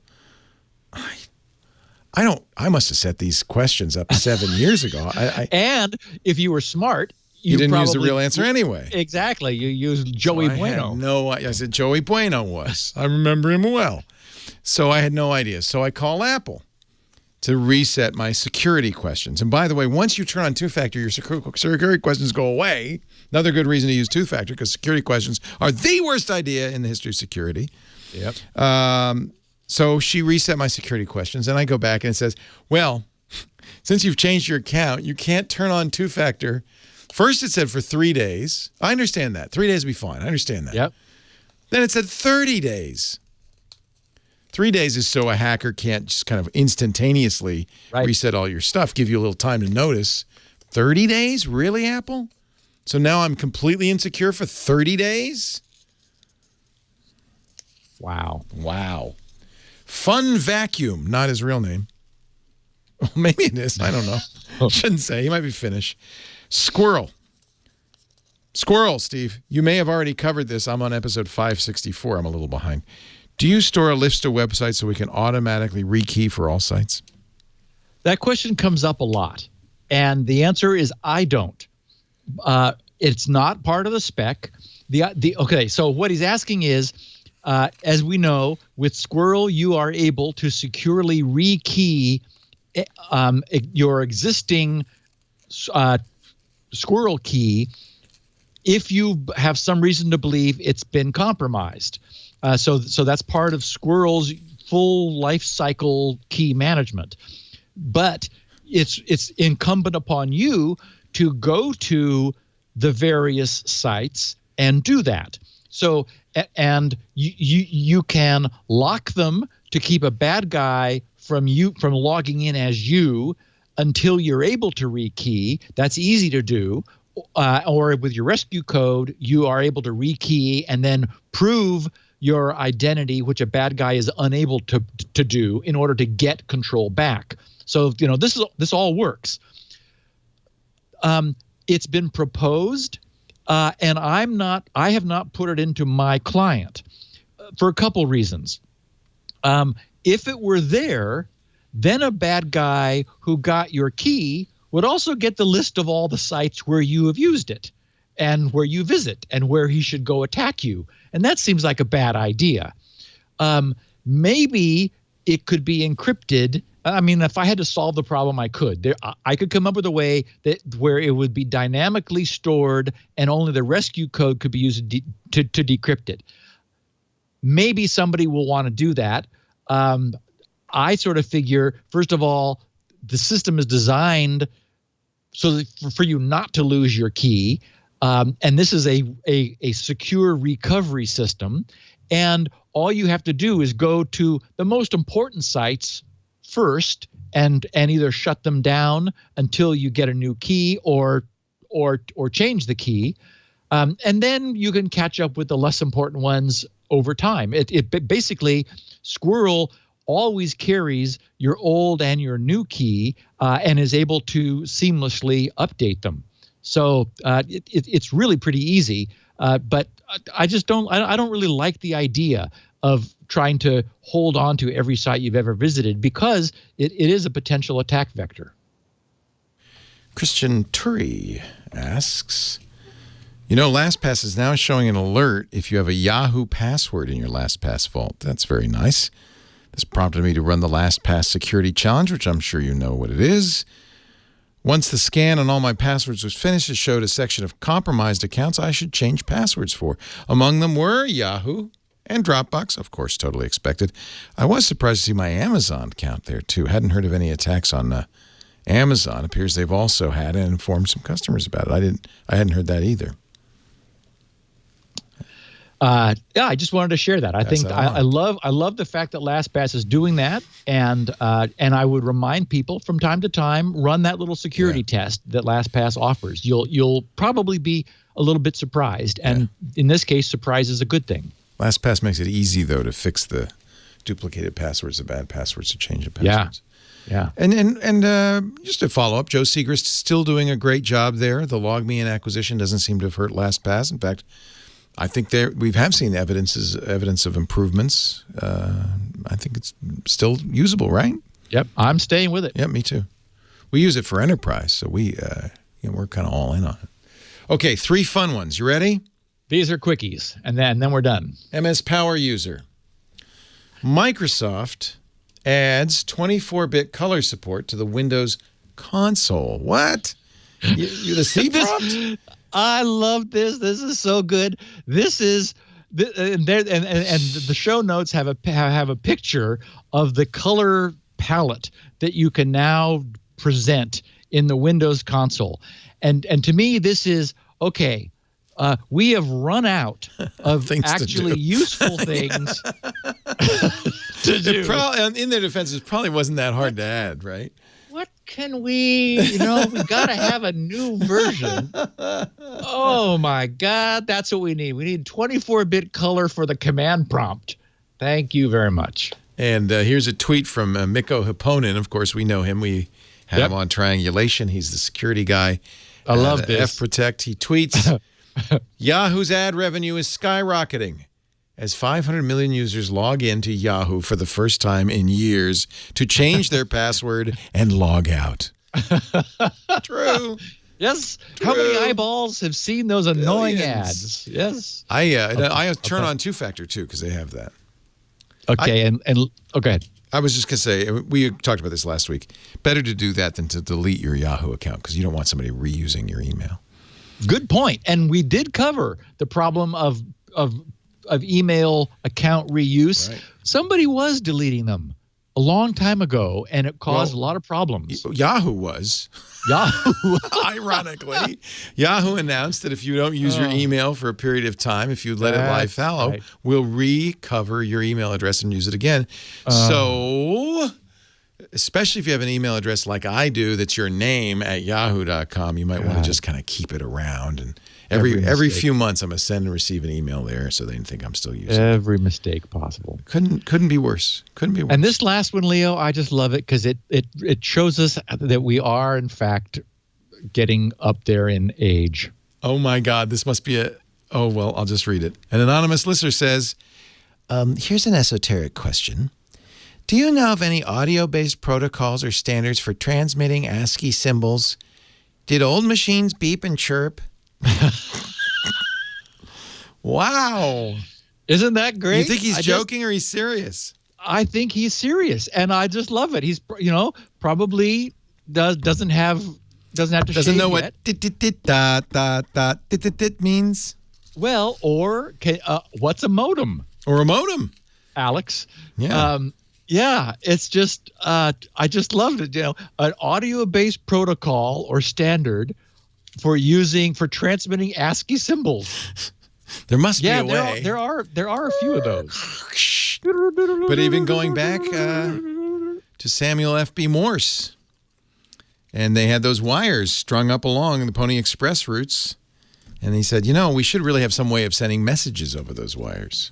Yep. And we'll make a dit be an S and a da be an O. And a dit da. Dit da. Yep. I think that's A, isn't it?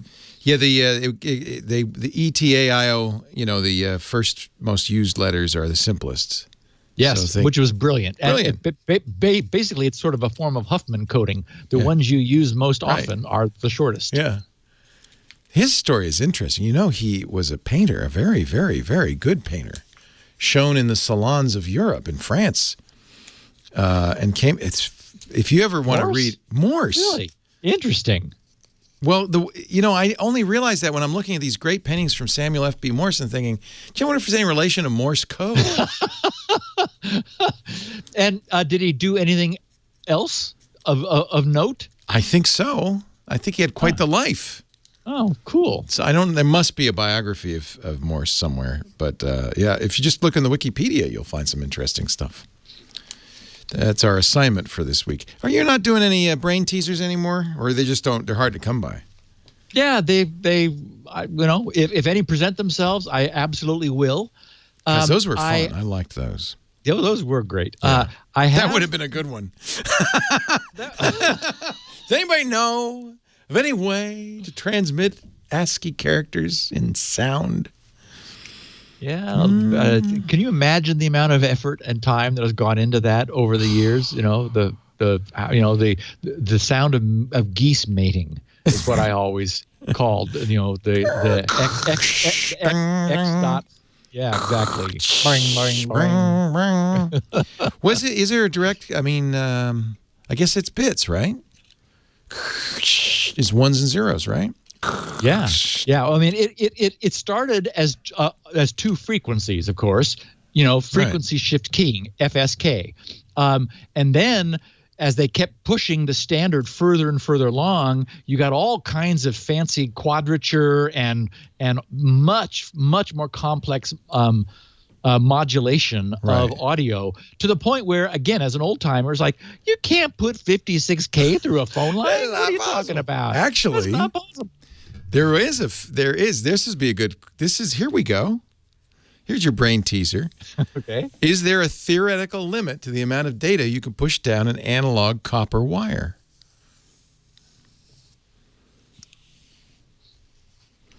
And we'll be back next week, and Leo will do some research, because I have a feeling I'm going to have to. There is, actually. I know the topic for next week. Yes. But I am embargoed. Yes.